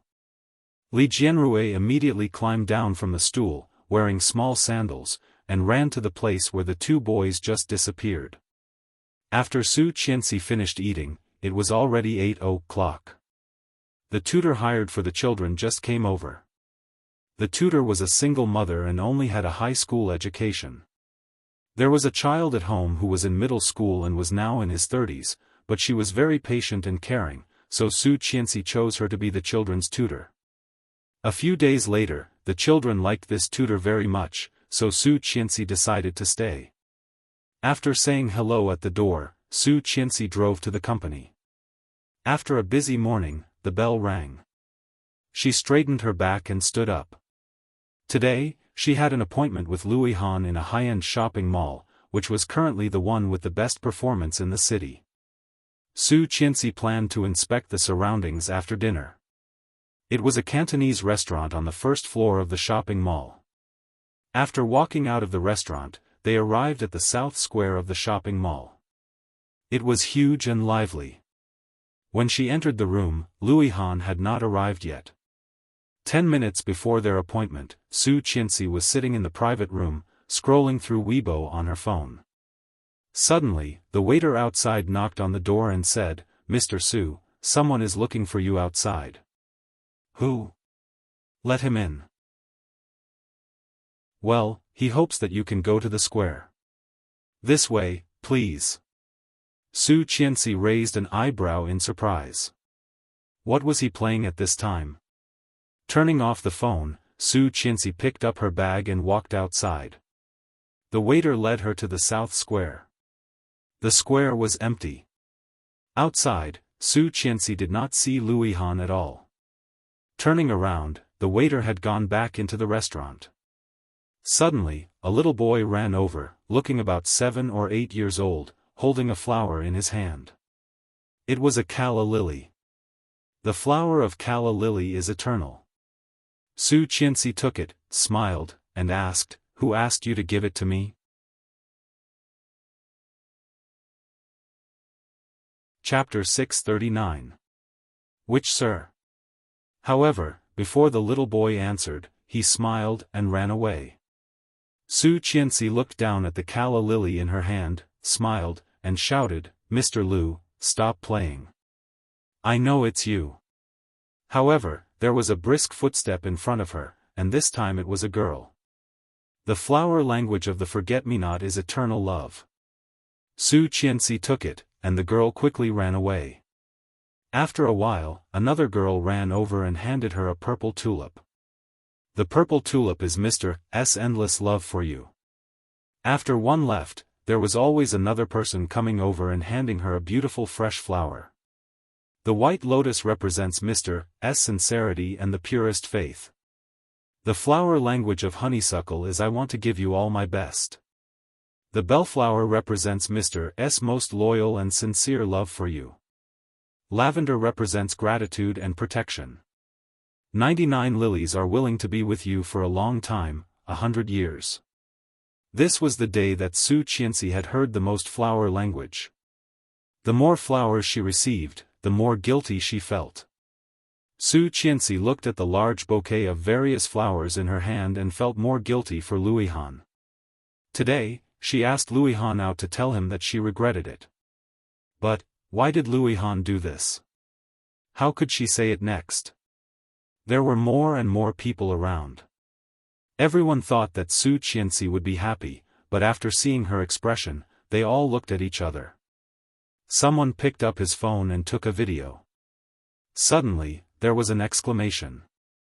Opposite where Su Qianxi was standing, there were beautiful bicycles riding in.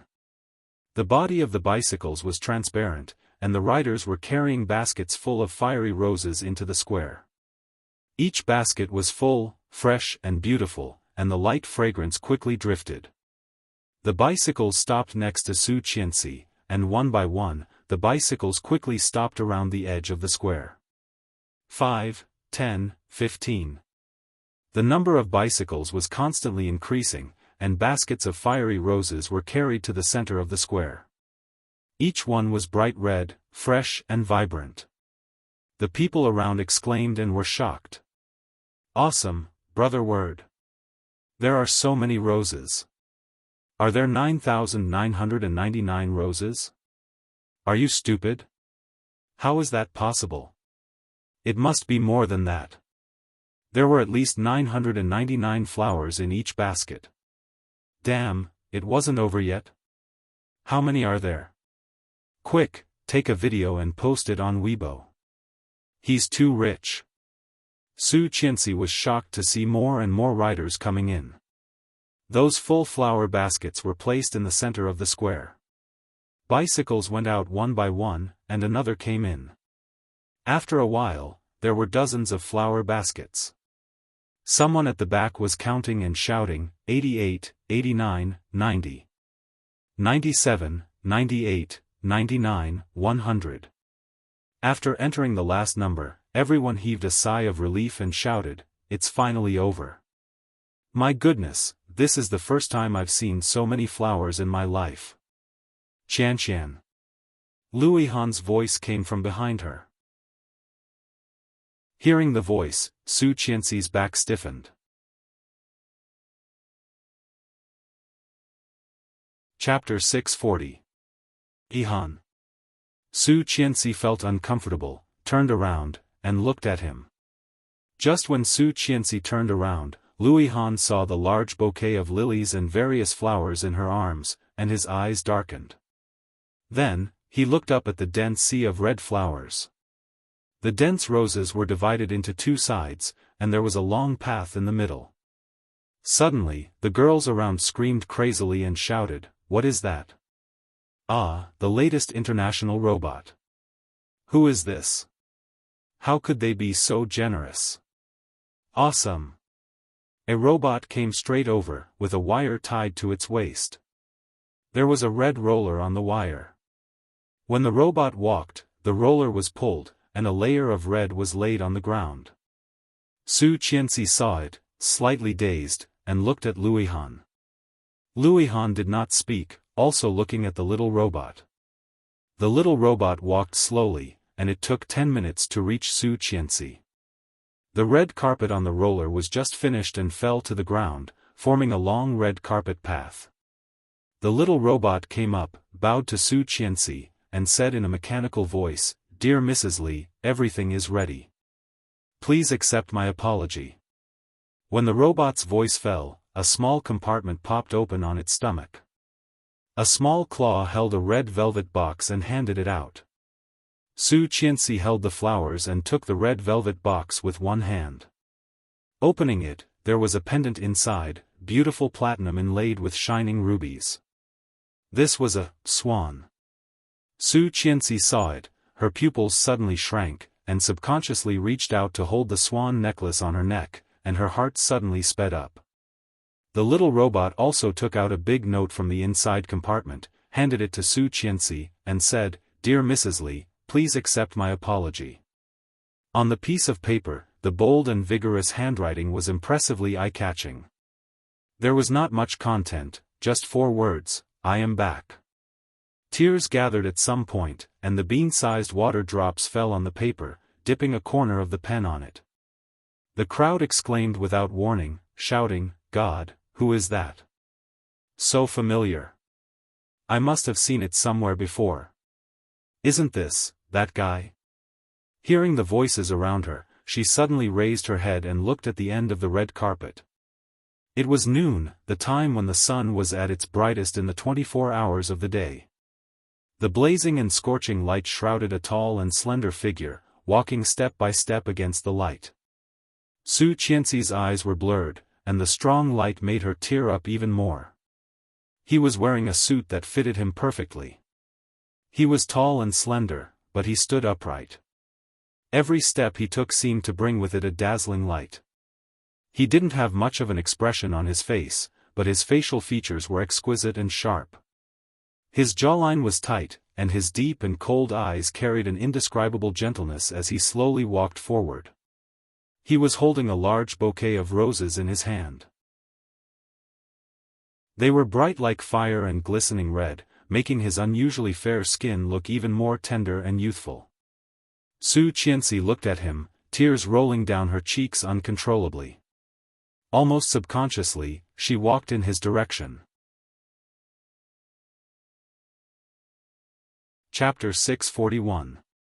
Surrounded by loud cheers, many people recognized who this person was. This person was probably known by everyone in the entire Kingstown. However, after 4 years, everyone thought he was dead. Now, he actually appeared here in this way? Oh my God, a zombie!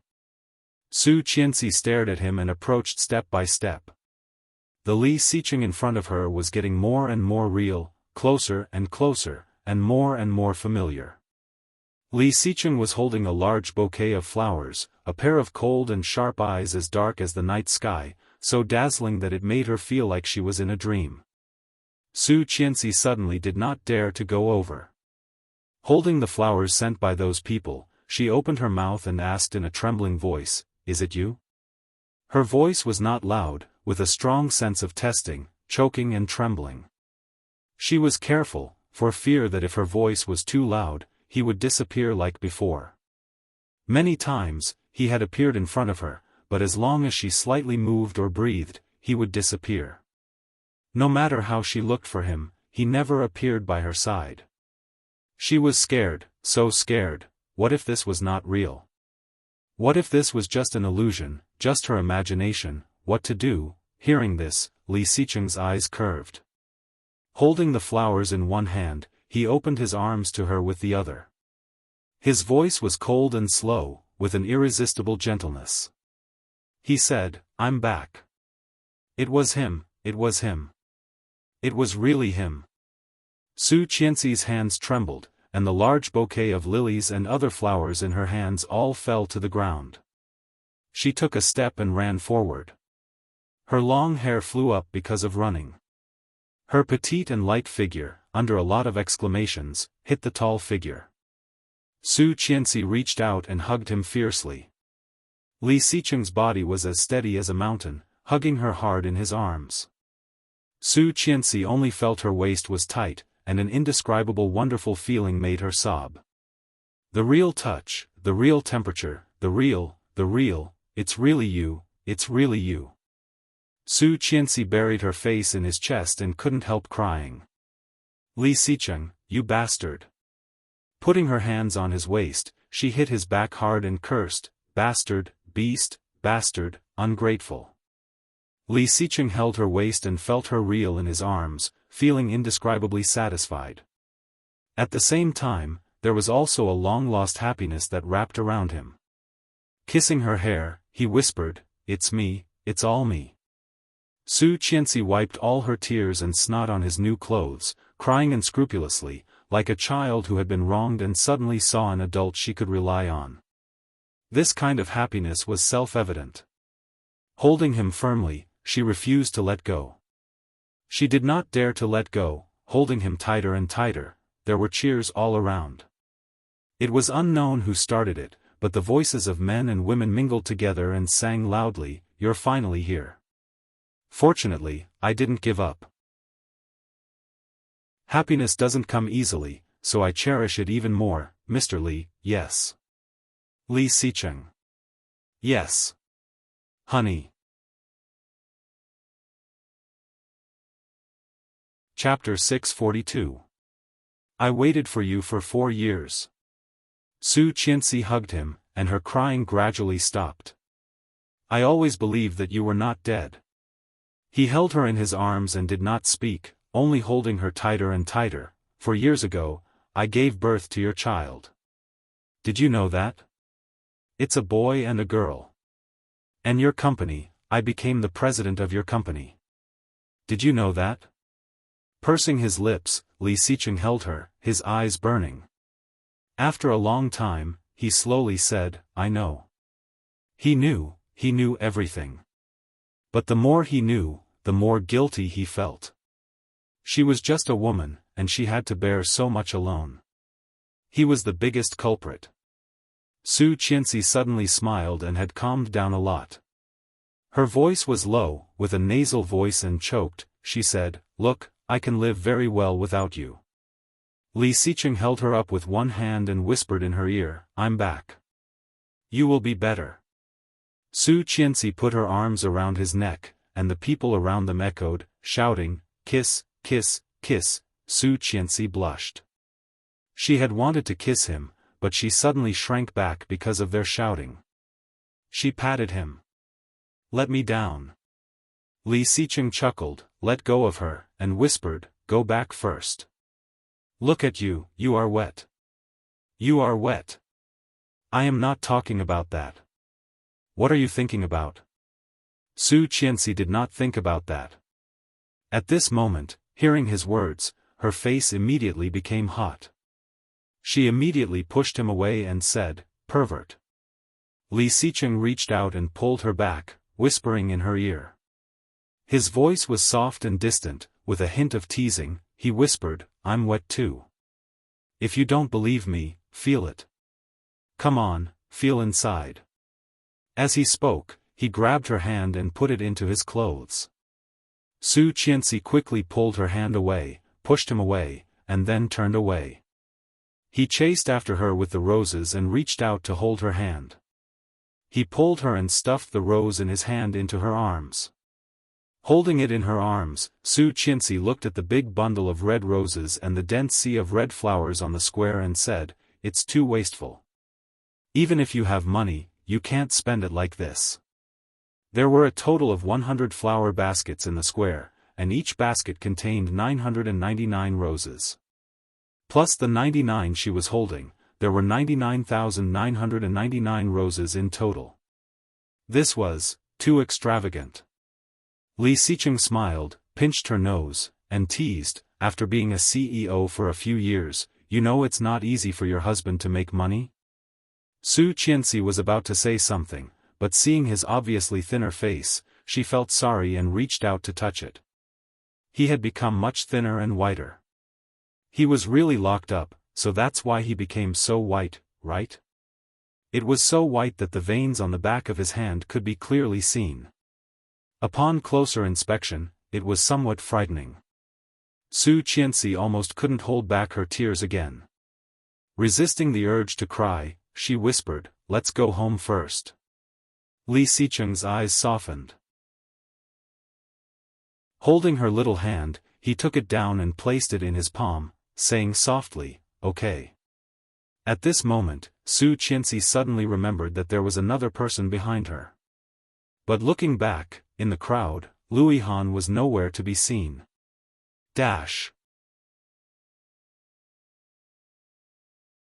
Chapter 643. Where is Louis Han? Su Qianxi felt even more upset and looked at Li Xicheng. Did you give me these flowers? Or did you think it was Louis Han?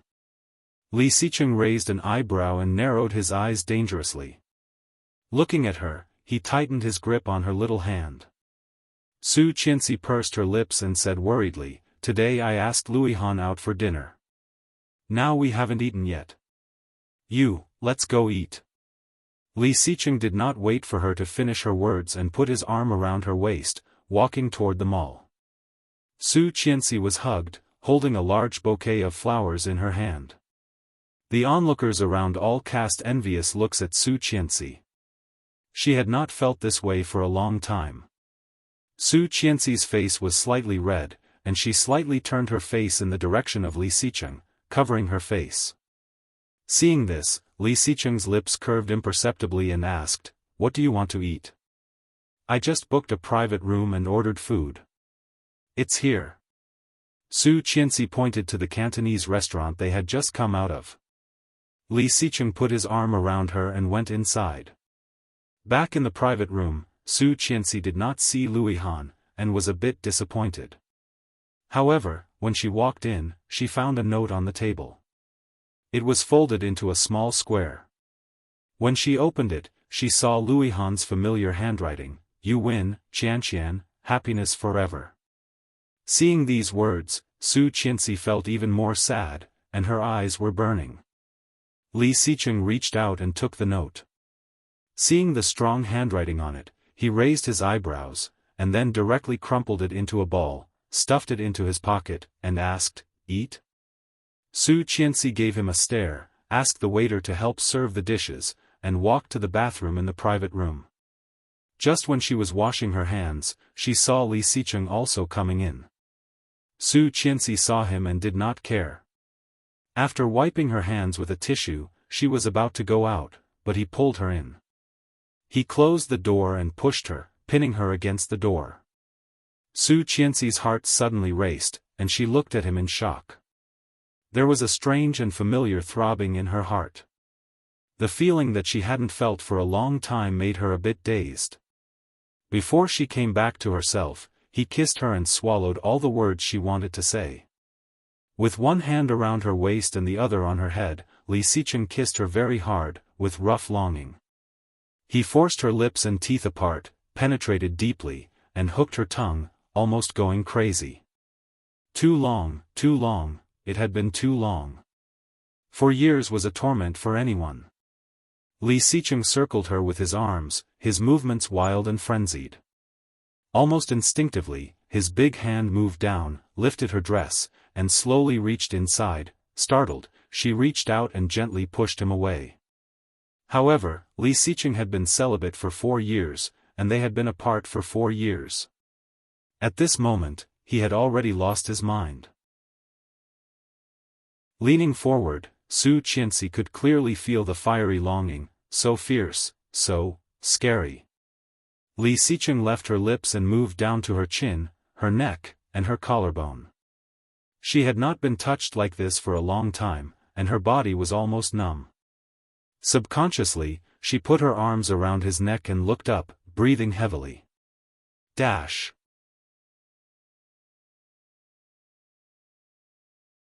Chapter 644.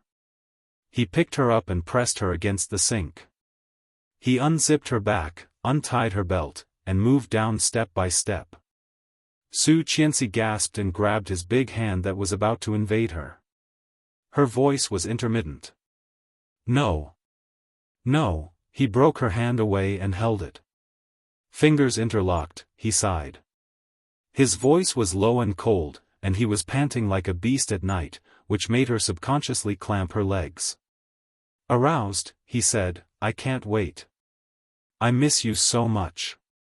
I miss you so much." "Me too, I miss you so much." However, before Su Qianxi could say anything, she clearly felt his big hand moving up. His slightly rough hand trembled, and she couldn't help letting out a shy moan. However, reason still won over impulse.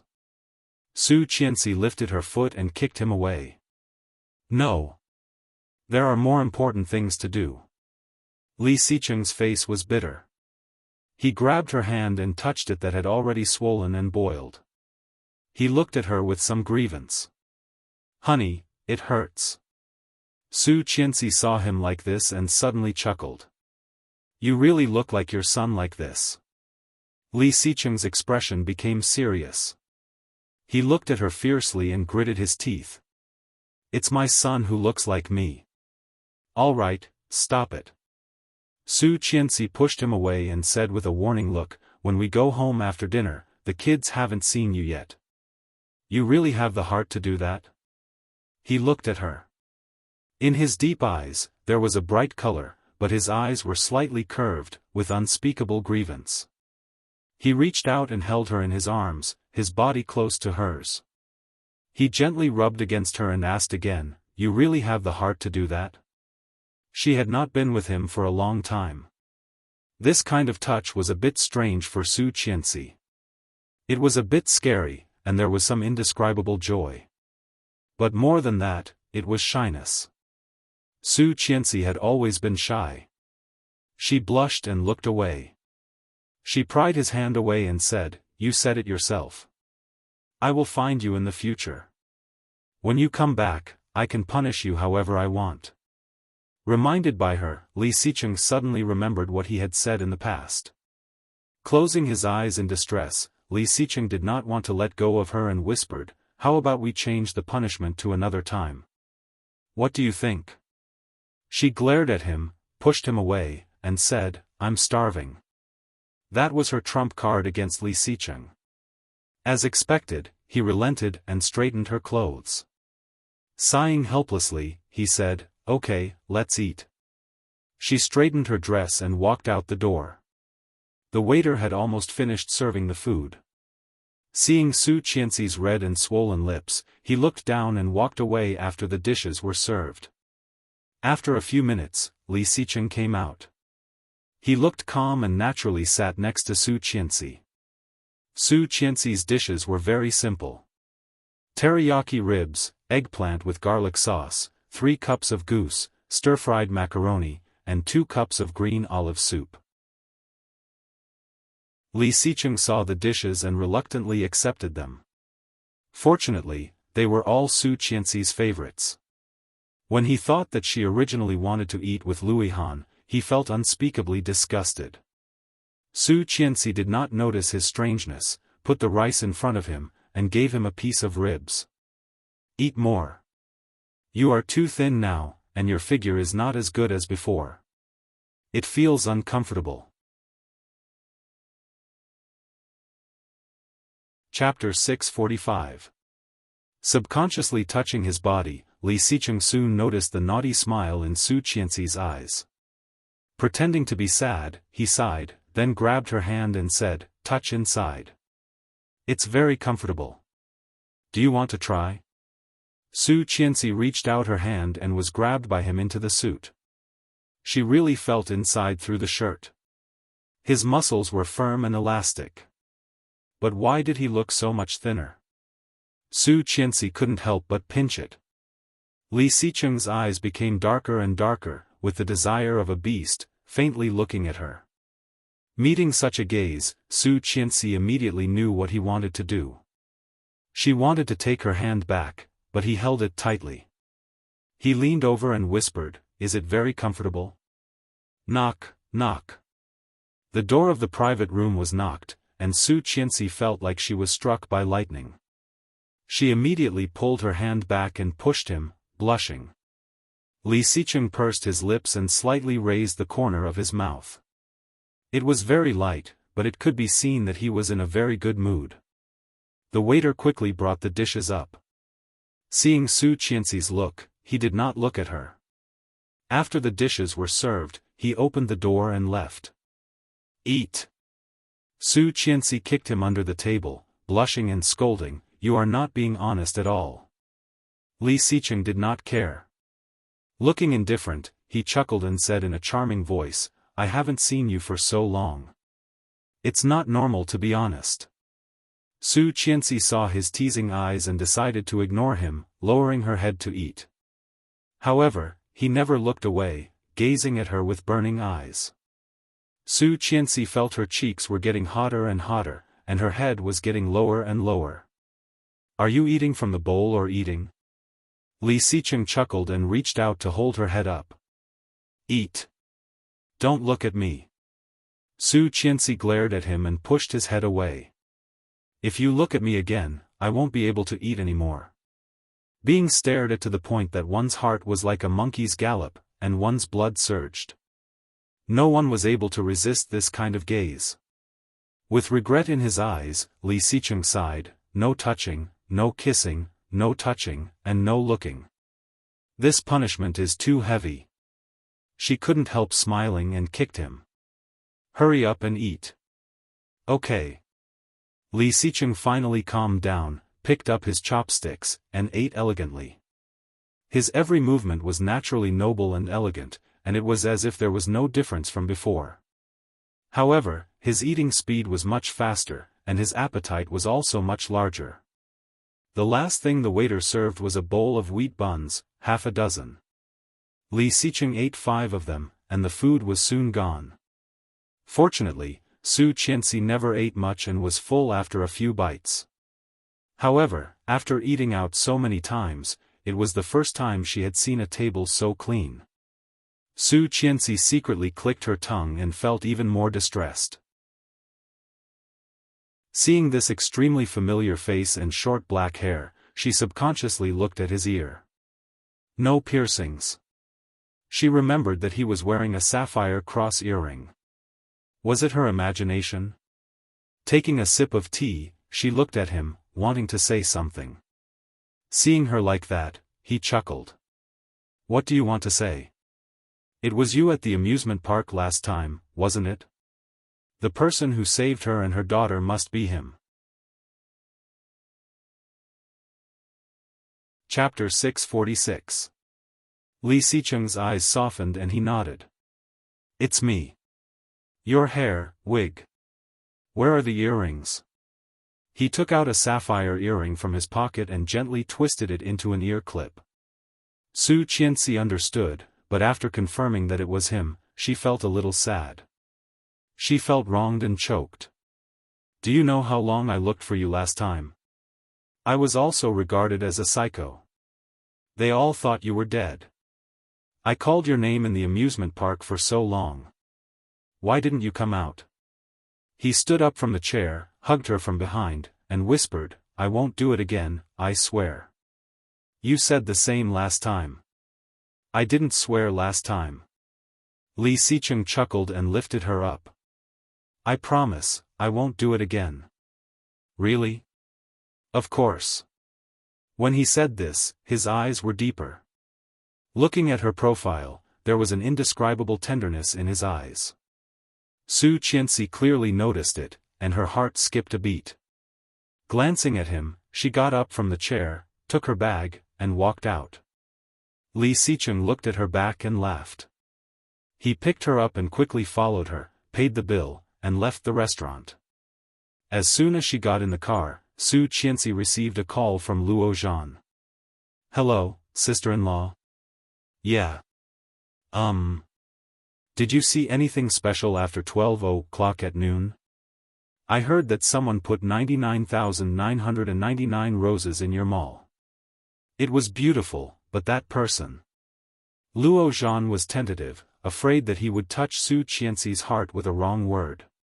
It's Li Xicheng. Luo Zhan was petrified and dumbfounded. He's back. Su Qianxi smiled. This time it's true. He's really back. Luo Zhan couldn't believe it. After a long while, he recovered and said, Sister-in-law, so, the videos and pictures on Weibo are all true? Yes. Oh my God. Luo Zhan was like a madman. His body rolled over, and then he fell off the chair. He screamed, but then his voice suddenly became louder. He shouted excitedly, What about the second brother? Where is the second brother? Let him answer the phone. Su Qianxi clearly knew Luo Zhan's mood. She smiled gently, and her eyes couldn't help but feel a little hot. She handed the phone to Li Xicheng and said, "Luo Zhan." Li Xicheng took it and did not make a sound. He curled his lips and waited for the other side to speak first. Luo Zhan was silent for a while, then shouted, "Second brother?" "Yes." "Oh my God." Luo Zhan's voice was full of joy. "It's really you, really you? Say something." "It's me." These two simple words made Luo Zhan's mood, which had been suppressed for many years, suddenly burst into a shocking ecstasy. His eyes were burning, and Luo Zhan only felt an indescribable emotion welling up. When he spoke again, his voice was already thick with a nasal sound. "It's really you. My God, where are you? Get ready to go home." Ha! Luo Zhan could not tell what he was feeling at the moment. Was he happy? Far more than that. His mind was already muddy, and his mind was full of one message: second brother is still alive, second brother is not dead. Luo Zhan had lived for 31 years, and it was the first time he felt that he could be so neurotic. Chapter 647. Li Xicheng seemed to laugh and said, "Slow down." Okay, slow down." Luo Zhan hung up the phone, said goodbye to his men, and went out the door. At the same time, she dialed O Ming's number.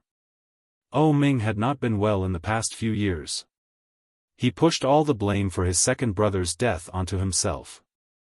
In addition to Yu Lily's annoyance, O Ming vented it all on his work. Recently, the speed of O Group's development in China had far exceeded the results of previous years, all because of O Ming's dedication.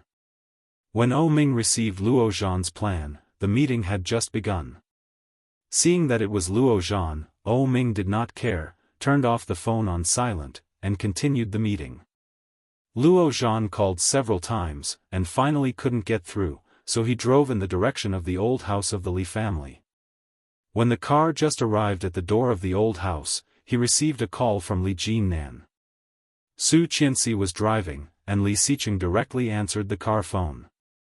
"Sister-in-law, I just posted on Weibo, third brother," Li Xicheng shouted with a faint smile in his voice.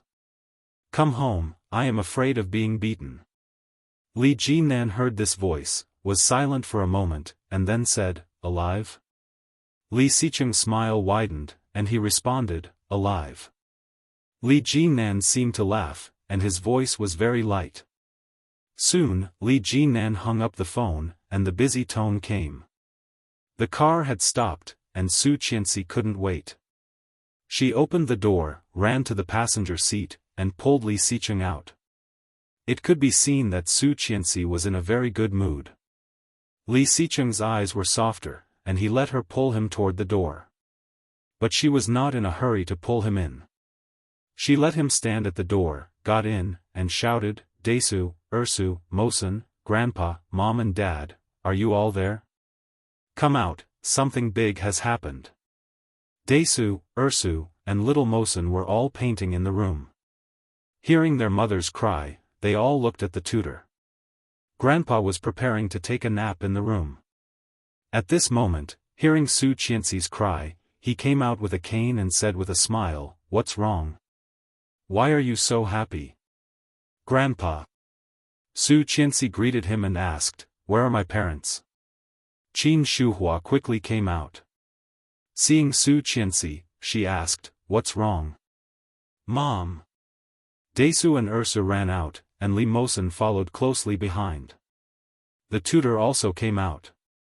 Su Qianxi saw it and smiled. "You can get off work today."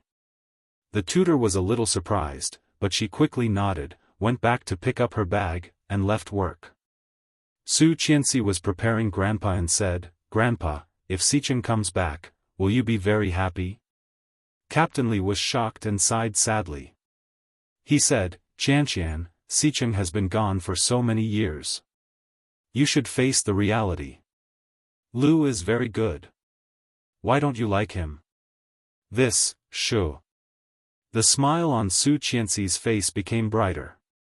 Looking at Captain Li, she said, if he hears it, he will not be happy. He is standing outside now. When Li Jianyue heard that, she blinked her big round eyes like black grapes and said, "Is it Daddy?" As she spoke, she ran outside with her 2 short legs and suddenly shouted, "Ah! Dash!" Chapter 648. In front of her was a tall and straight figure. Li Jianyue looked up and saw the blazing sun shining on the top. The man in front of her was also looking down at her against the light. His delicate facial features and well-defined lines were exactly the same as the photos Li Jianyue had seen. The little girl's eyes were wide open and she shouted, "It's really Dad." The sweet voice melted Li Xicheng's heart. No one taught her, and she called him Dad so clearly, which caught Li Xicheng off guard. As if something had hit him, an indescribable emotion suddenly came over him. A strange sense of happiness suddenly invaded him. Li Xicheng squatted down and held Li Jianyue in his arms. Looking at her little face, which was somewhat similar to Su Qianxi's, he smiled. However, his throat seemed to be blocked by something, and his eyes were slightly sore. Li Xicheng wanted to speak, but he could not say a word. Li Jianyue looked at the strange and familiar man in front of her, blinked, and touched Li Xicheng's ear with her soft palm. But when she touched it, she immediately let go. The little girl smiled happily. Li Xicheng stroked her soft hair with 2 small braids. His hands were slightly trembling. Li Xicheng noticed his nervousness and felt a little funny. Chuckling, Li Xicheng held the little girl and whispered, "Do you know me?" "Yes." Li Jianyue reached out and grabbed his arm. Her voice was sweet, and she looked at him with a smile. "You are Dad." Everyone inside clearly heard Li Jianyue's crisp voice. Except for Su Qianxi, everyone was shocked. "Xicheng?" Qin Shuhua was surprised and found it hard to believe. She quickly walked to the door. But before she reached the door, she saw a tall figure holding a little girl coming in. Familiar eyes, familiar outline. Who else could it be but Li Xicheng? "Oh, my mother." Qin Shuhua blurted out and subconsciously took 2 steps back. In less than 2 seconds, her tears were overflowing. She asked incredulously with a trembling voice, "Xicheng?" Li Xicheng held the child, nodded, and called, "Mom." Qin Shuhua was too excited to speak. She walked up and asked, "Is it really you? Is it really my son?" Captain Li saw Li Xicheng behind, and his eyes were also wide open, looking at the figure incredulously. Li Jianxian stood behind Su Qianxi, watching the man in the photo suddenly come to life. He was so shocked that he clenched his hands.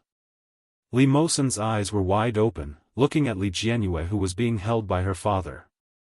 Su Qianxi saw him coming in with his daughter and smiled. She looked down at him and said, "Dad." Hearing that, Li Jianxian pursed his lips and did not speak. A pair of eyebrows that were the same as Li Xicheng's, looked at him with incomprehensible anger. However, Li Xicheng had no time to look elsewhere. Qin Shuhua walked over to him and put a pair of old hands on his body. Feeling this real touch, Qin Shuhua could not help but sob. "You're finally back. You're still alive." Everyone thought he was dead. Su Qianxi's belief was regarded as a psychopath by all of them. Chapter 649. Her son was back. Her son did not die. He really did not die. He really came back. Qin Shuhua burst into tears and opened her arms to hug Li Xicheng. Li Jianrui did not quite understand what this meant. It was the first time that she saw her grandmother crying, and crying so sadly. She pouted and cried with her. "Wow," Li Xicheng held the little girl in one hand and his mother in the other. He chuckled, his eyes slightly red. Gently patting Qin Shuhua's back, Li Xicheng chuckled and said, "Don't cry. The child is crying because of you. Grandma." Don't cry. Li Jianrui pouted, her face slightly red.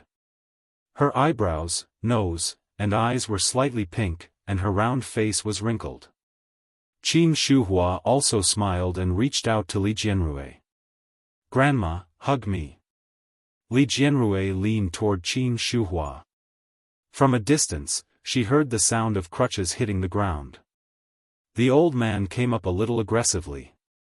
Li Xicheng looked at him and called, "Grandpa." Hearing this call, the old man's eyes turned red, and he swung the crutches down hard. Su Qianxi exclaimed, and Qin Shuhua also came up to him. Li Xicheng was hit with the crutches, but he did not move. Instead, he stood straighter and became a standard military posture. The old man wasn't satisfied with just one hit, so he raised his walking stick and hit his legs again and again. He didn't mix any water in his strikes. Su Qianxi subconsciously thought of the scene of him being beaten half to death in the warehouse 4 years ago. Her heart ached, and tears rushed down. She ran forward to protect him and shouted, "Grandpa, don't hit him anymore." It was also because of this that Su Qianxi found that Grandpa had long been in tears. At this moment, being blocked by her, he gasped and put down the crutches, choking and shouting, "Okay, okay." Li Xicheng gently pushed Su Qianxi away, looked at the old man and said, "Grandpa, continue." The old man's heart was even more suffocated, and he roared, "Do you really think I don't dare?" Then he picked up the crutches and hit him hard. Li Xicheng's body was still as straight as a pine tree. "You've grown up. Now that you've grown up, you don't even want your family, your wife, and your children anymore. You little bastard." Every sentence that the old man said was a hard blow. "Since you didn't die and stayed outside for 4 years, why didn't you just die outside? Why did you come back, you little ingrate?" More than a dozen whips followed. Each whips brought the distinct sound of flesh being whipped. It scared Qin Shuhua and the children. Li Jianxian and Li Mosen were secretly afraid. Li Jianyue was even more direct. She was so scared that she cried. "Why did great-grandpa hit Daddy?" Li Jianyue cried out. "It hurts." Su Qianxi was distressed, but he did not let her go over, so she had to watch. Hearing her daughters cry, Su Qianxi also cried. Finally, the old man was tired and stopped. Seeing this, Su Qianxi immediately went up and checked his body. She was so distressed that she burst into tears. "Does it hurt?" He held her hand and gently shook his head. His voice was low and soft as he said slowly, "It doesn't hurt."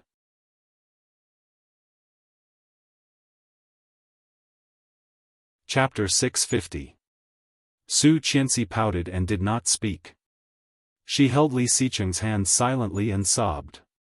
"When your father comes back, let him whip you a few times. I'm so angry." Captain Li slammed his crutch on the ground, looking angry. Lu Sa had not seen Li Xicheng for a long time. She stood on the side with red eyes and tried to smooth things over. "Well, it's better to be back than anything else. Captain Li, have a good rest." Captain Li snorted and sat down on the sofa with his crutch. Finally, it was over. Su Qianxi breathed a sigh of relief, looked at the 2 boys who had been standing on the side, and waved at Li Jianxian. "Desu, come here."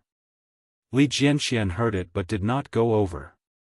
Instead, he opened his eyes and looked at the tall man next to Su Qianxi. Li Xicheng also looked at him. His eyes were deeper, with a bit of bright light, looking at Li Jianxian's dark and clear eyes.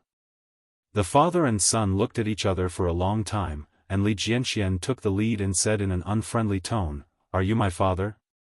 Li Xicheng heard the little guy's tone, slightly raised an eyebrow, and asked, "What do you think?" Yes, there was no doubt that he was. Since childhood, Su Qianxi would show them photos of Li Xicheng, pointing to the person in the photo and telling them, "This is Dad, this is your father." Moreover, this face was very similar to his own. Li Jianxian knew that he looked very similar to this man. When the elders saw him, they would say, "This is Xicheng's son at a glance, and he looked so similar." Every time Li Jianxian responded politely, but only he knew that he did not want to look like this person. Su Qianxi reminded them every time that Dad was not dead and would come back sooner or later. Everyone thought that she was crazy, but he knew that was not the case. He had heard the conversation between his uncle and her. They had been looking for the news of this man and had not found him, but they all believed that he was still alive. Not only the conversation between his uncle and his mother, but he had also heard the conversation between his mother and his grandparents. He knew that they always knew that he was not dead. But why did he not come back for so many years? Li Jianxian could not understand. If this man really had such deep feelings for home and wife as they said, why did he not go home? At this moment, hearing Li Xicheng's rhetorical question, Li Jianxian felt even more uncomfortable. Looking at Li Xicheng, he pursed his lips and did not make a sound. Su Qianxi noticed that Li Jianxian was not right and said, "Li, let's go in and do our homework." Li Jianxian frowned and glared at Li Xicheng. His childish voice was a little fierce as he shouted, "I don't want to." As he said that, he turned to look at Li Mosen and hooked his arm. "Mosen, let's go in and do our homework." Su Qianxi was a little upset. She grabbed the little guy's arm and said sternly, "You can't do this. He's your dad." Su Qianxi. Li Jianxian turned his head and blushed. "Mom, I always thought that Uncle Lu would be our father. He doesn't want you anymore. Why do you still want me to call him Dad?" Li Jianxian's words shocked everyone, and Su Qianxi was slightly stunned. The little fellow had already flung her hand away and ran inside. Chapter 651. This little guy actually remembered it until now? Su Qianxi felt a little suffocated and looked up at Li Xicheng. Li Xicheng came over and pulled her up. His pair of bright eyes were also a little gloomy at this moment. Su Qianxi did not know that Li Jianxian would have such a reaction and comforted him. "You just came back. He may be just not used to it. He will get better slowly." Li Xicheng grabbed her hand, his eyes were softer, and his voice was soft. "Maybe." Captain Li sat on the sofa and heard Li Jianxian's words. He also felt uncomfortable, but more than that, he felt guilty. These words were what he said to the children. In order to let the children win over Su Qianxi and accept Louis Han, he often encouraged in front of the children, "Uncle Lu is likely to be your father in the future, you must listen to Uncle Lu." So, well, he seemed to have done something not very good. Captain Li pretended to know nothing, turned his head, picked up the remote control, and turned on the TV. There was a doorbell outside, and Lu Sa opened the door. It was Luo Zhan. As soon as Luo Zhan entered the door, he saw Li Xicheng. His eyes widened, and Luo Zhan almost ran up to him and gave him a big hug. Li Xicheng laughed and gently patted him on the back. Luo Zhan's eyes were slightly red, and he hammered him hard and said with hatred, "Where have you been these years?" Li Xicheng had just been hit a few times on the back. Being hammered like this, he felt a dull pain. Taking a breath, he pushed him away and said, "Doing something big." "Something big? What's so big that you have been gone for so many years?" Li Xicheng did not explain, blocked his fist, and asked, "Where is O Ming?" "That guy." "Ah." Luo Zhan sighed and looked at Li Xicheng with a very complicated look. "How did you survive?" I thought. Not only him, but many people had already thought that he was dead. Luo Zhan had always thought that Su Qianxi was crazy and unwilling to accept the facts. But now seeing Li Xicheng, a living person in front of him, Luo Zhan suddenly realized. How was Su Qianxi crazy? She was more clear-headed than anyone else. Now, this person who should have died, had come back to life. Li Xicheng heard the question and chuckled. "Let's talk about it together when O Ming comes. I'm sorry for him." Although he didn't know much about Oh Ming's recent situation, he had heard a little about it. After Yu Lily had a miscarriage, as Oh Ming's best friend, he should have been by his side to help him.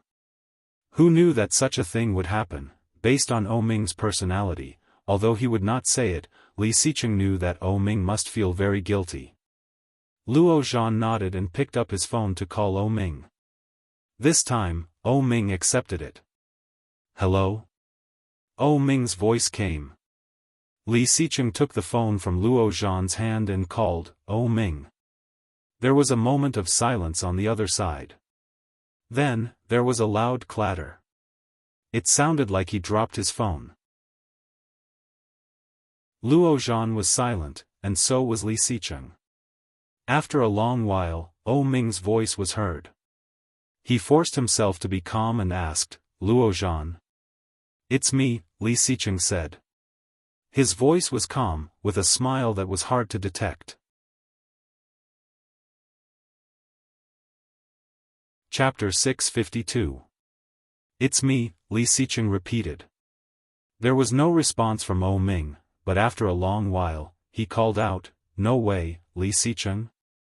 Li Xicheng smiled and teased, "I haven't seen you for more than 4 years. Are you stupid?" Oh Ming felt that he was dreaming. He pinched himself hard, then hung up the phone and directly pressed the video call button. The other side quickly picked up, and Li Xicheng's face came into view. "You are still alive? Still alive? Still alive?" Oh Ming asked a few questions, his face full of disbelief. "Are you really still King alive? Not dead? What do you think?" Li Xicheng asked rhetorically. Oh Ming only felt that his whole body was burning, but at the same time, his eyes were immediately covered with a layer of unknown mist. His eyes were tingling and slightly red, and he asked excitedly, "Where are you?" "Home, the old house." "Wait for me, I am on a business trip in the capital." Oh Ming immediately called his assistant. "Help me book the fastest ticket back to Kingstown." The assistant was dazed and said, "But, they are still waiting for us to sign the contract. Tomorrow, there is a cooperation with Xiaofan, and the day after tomorrow, cancel all of them." Oh Ming waved his hand, making the assistant look a little embarrassed. "No need," Li Xicheng stopped him and said with a smile, "You go ahead. This time, I will not leave." Oh Ming heard this and saw the assistant's embarrassed expression. After a long while, he nodded and said, "Okay, remember to wait for me." "Of course." Li Xicheng smiled slightly, stretched out his fist through the phone screen, and gently bumped it. Oh Ming also reached out his hand, as if he had touched his fist. Seeing this, the assistant went out again and closed the door. For a time, in the entire conference room, only Oh Ming was left. Oh Ming felt a pain in his heart. He sat back in the chair, and even breathing was a little difficult. Finally, he was back. He was still alive, he was still alive, he was finally back. How good, he was back. What about her?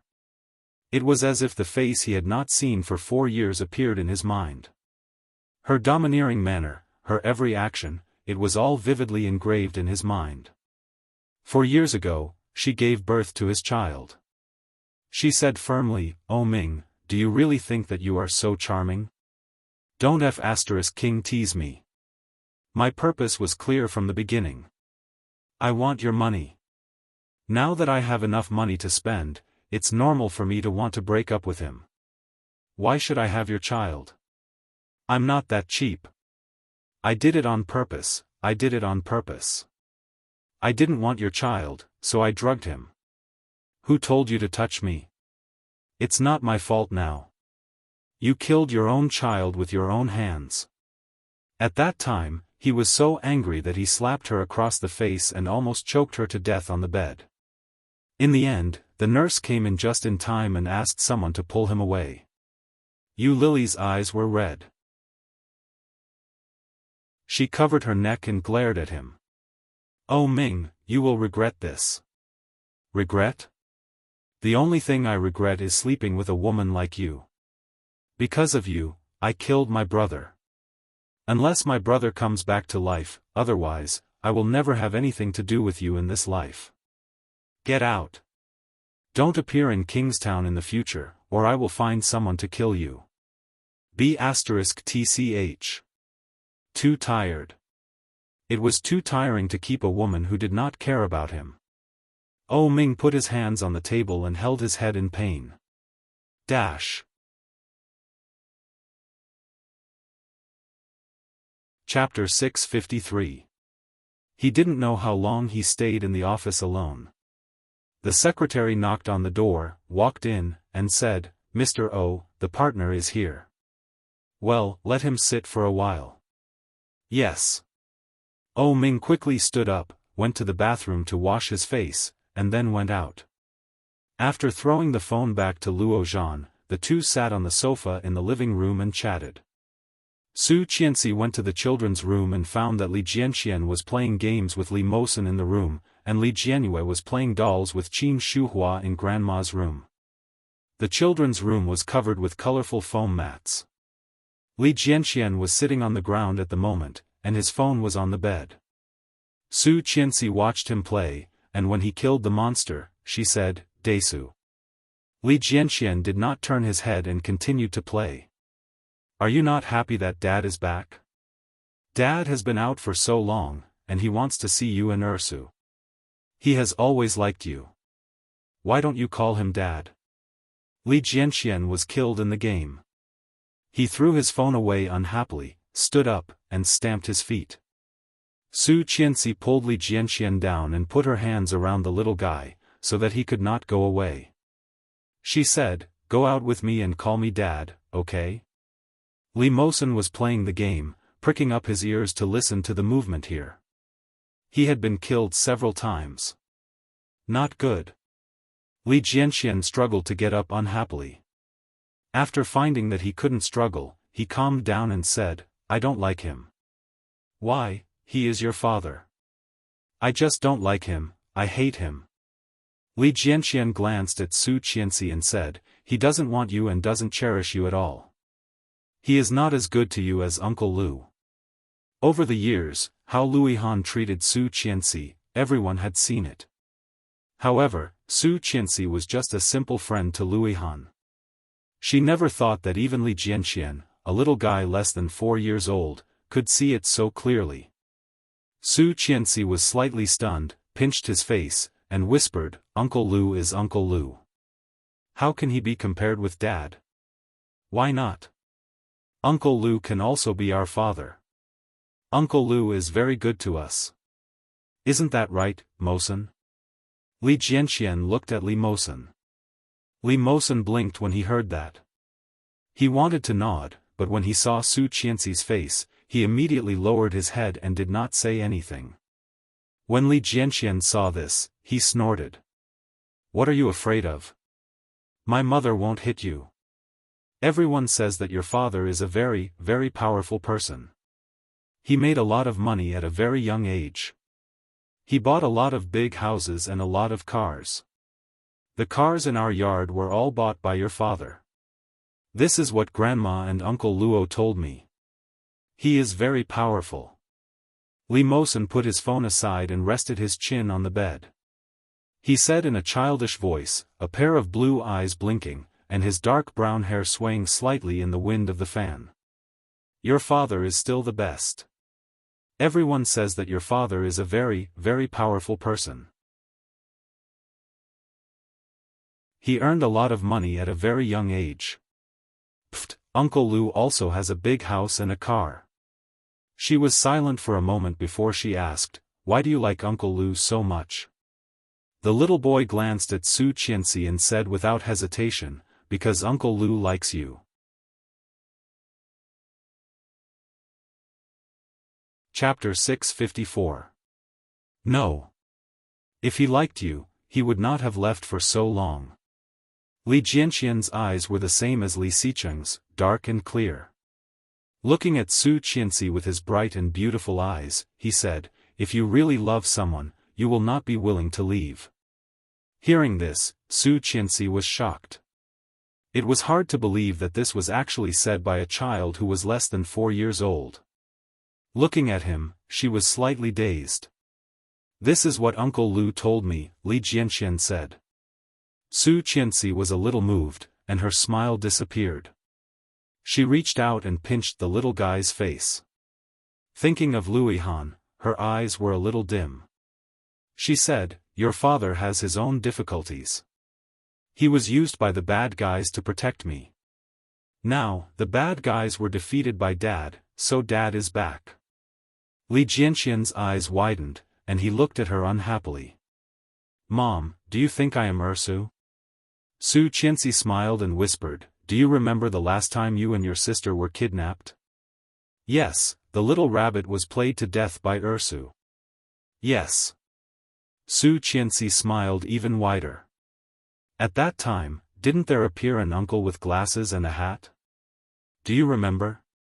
"Yes, that bad uncle also wanted to catch us. Fortunately, Mom came, or we would have been taken away." "No," Su Qianxi shook her head. "That person was Dad, but at that time, Dad could not recognize us, so he had to wear a hat and glasses. And the last time at the amusement park, Mom and Ersu almost died. Do you remember?" "Yes. But because he was still too short, he could not see what happened. It was Luihan who told them later. That time, it was Dad who saved Mom and your sister. The sun was very hot that day, and Dad was sweating all over. After carrying your sister down, he came to pick me up. If Dad did not stop me in time, you would not have a mother in the future." Li Jianxian heard this and felt a little incredible. "Really? Of course it's true." Su Qianxi tapped his nose. "When did Mom lie to you?" "But Uncle Lu said that Mom had an illusion. That person was just a kind passerby. It was not that person. That person was long dead. It turns out that he is not dead, isn't it? That day will be him." Li Jianxian was speechless, but he was still a little unconvinced. "Then why did he run away later? You made Mom cry so sadly. Why did you make Mom cry? If you love someone, you can't make them cry, right? Did Uncle Lu teach you this?" Hearing a 3-year-old say this from time to time, Su Qianxi didn't know whether to laugh or cry. Li Jianxian looked up and said confidently, "Yes. Uncle Lu has taught me many things, unlike that person who has never cared about us since we were young." "Hey! Desu." Su Qianxi suddenly felt a bit exhausted. This little guy was just like his dad, stubborn as soon as he decided on something. Ersu was the best. She was simple and obedient. Although she was not as smart as Desu, she was much easier to discipline. She felt helpless. Holding the little guy in her arms, she was about to say something when she heard footsteps coming from outside. The familiar frequency was Li Xicheng. Chapter 655. His son was a little repulsed. Li Xicheng could see it, especially when he heard him call him Uncle Lu. He felt like a cat was scratching his heart. He wanted to catch the little guy and teach him a lesson to see who was his father. But, he couldn't. Li Xicheng had a headache, took off his shoes and went into the colorful floor mat. Li Jianxian was watching Li Mosen play the game. Li Xicheng walked to the middle of the 2 small beds and squatted down, just opposite them, and asked, "What are you playing?" "New game. I don't know what it's called."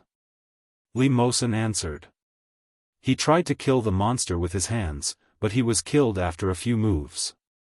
He was a little dejected and shouted, "It's too difficult to kill this big boss. I've died so many times. I'll do it." Li Jianxian took the phone and killed the monster, but after a long time, he was killed twice. He was so angry that he threw the phone away. "It's too difficult to play. I don't want to play anymore." The phone happened to be thrown in front of Li Xicheng. Li Xicheng picked it up with his big hand and clicked to start again. Wow! Wow! The sound of the monster being killed came constantly, and Li Mosen's thumb moved. He immediately went to the opposite side to watch Li Xicheng play. Xiao xiao xiao, this was the sound of a big move in the game, and Li Jianxian knew it clearly. However, the big move he made was usually gone after 2 or 3 sounds, but Li Xicheng's big move was non-stop. Wow! So powerful! Li Mosen exclaimed. Desu, come and see, your father is so powerful. Li Xicheng heard this, your father, and immediately had a better impression of Li Mosen. His fingers moved quickly on the phone, and then Li Mosen's exclamation was even louder.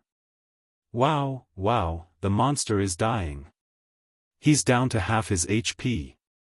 Li Jianxian's ears moved, and his heart was a little itchy, but he still did not go over. He said with a straight face, he is an adult, of course, he is powerful. Su Qianxi laughed and said, but Dad is playing for the first time. I am also an adult, but I don't know how to play this game. Li Jianxian pouted and sat straight. Bang! The sound of the big boss being killed rang out. Li Mosen's face was already full of admiration. Uncle is so powerful, much more powerful than Uncle Luo. This is the second level. Li Xicheng's eyes softened as he handed the phone to Li Mosen. Come on, call me if you can't beat him. Thank you, uncle. Li Mosen happily took it and ran to Li Jianxian's side. He sat on the ground and played with it. Li Jianxian watched him play and couldn't help but look up at the man sitting opposite. Li Xicheng was also looking at him.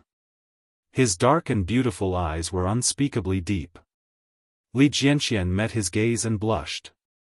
He snorted and turned his head away, ignoring him. Su Qianxi felt a little distressed. When she was about to say something, Li Xicheng pushed her away and said, let's go outside. Li Jianxian was a little surprised. He thought that this man would talk to him. Does he not want me to forgive him? Why wasn't she talking to him? Li Jianxian felt a little angry. There was a lump in his throat, but he held it in. Su Qianxi looked at Li Jianxian and nodded. She stood up and walked out with Li Xicheng. Seeing that they were really ignoring him, Li Jianxian's little face scrunched up in anger and he shouted, "What's the big deal?" Dash.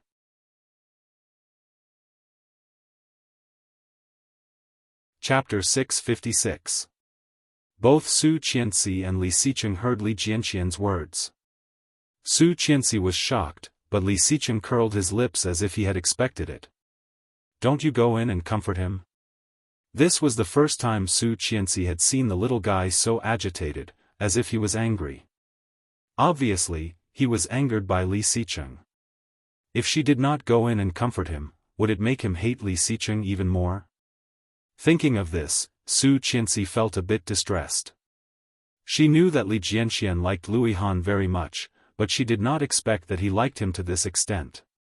It could be said that Li Jianxian regarded Luihan as his father. This guy was 4 years younger than Luihan, and Li Jianxian was so stubborn. If he was annoyed again, what should she do? Li Xicheng did not care. Seeing her expression, he smiled and put his arm around her waist, whispering, "I have my own plan. This boy is my son, and I know him better than you. Go, you don't even know him." "How do you know him?" Su Qianxi pushed him, thinking he was comforting her. Li Xicheng rubbed her hair and chuckled. "How can I not know him? He also came out of my body."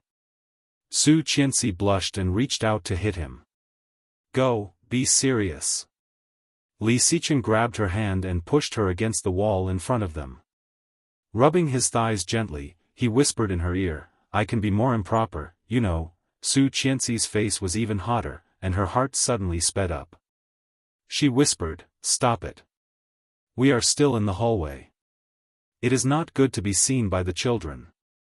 Li Xicheng laughed, pulled her up, put his arm around her waist, and walked out of the living room with her. Before they went out, they heard Li Jinan's voice. Li Xicheng had not seen his younger brother for too long. Hearing his voice, he could not help but speed up, but as soon as he went out, he was immediately surprised and shocked. Li Xiao and Li Beixing were also in the living room, looking a bit dusty, as if they had just come back. Noticing the movement behind them, Li Xiao and Li Beixing both turned their heads and looked over. Li Beixing looked like he had seen a ghost and was dumbfounded. Li Xiao, on the other hand, was slightly stunned. He looked at his daughter-in-law, who seemed to be in a good mood, and found it hard to believe. Li Beixing immediately got up from the sofa and walked up to Li Xicheng. Touching him, he exclaimed, "Oh my God, he's alive." Su Qianxi couldn't help laughing. Even Li Xicheng couldn't help but smile and call out, "Brother, Dad, third brother, I'm back." It was a familiar voice, a familiar face, but his figure seemed much thinner. Li Beixing laughed loudly, opened his arms, and hugged Li Xicheng. Unable to contain his joy, he said, almost cheering, "Second brother. It really is second bro." Li Xiao was behind and saw everything clearly. Holding his cap in his hand, he walked toward Li Xicheng. Li Xiao's eyes were slightly red. After 4 years, Li Xiao's hair had turned white and he looked much older. Li Xicheng's heart ached. Looking at Li Xiao, he gently pushed Li Beixing away and said, "Dad." Li Xiao walked up and reached out to touch him. He put his hand on his arm and nodded. "You're back?" His voice was slightly choked, so faint that it was hard to hear. Li Xicheng nodded. When he was about to speak, he heard Li Xiao roar, "Kneel." You're tuning into the Xiaofan's Wuxia Tales YouTube channel. Don't forget to subscribe and join us on this journey to catch the most captivating stories.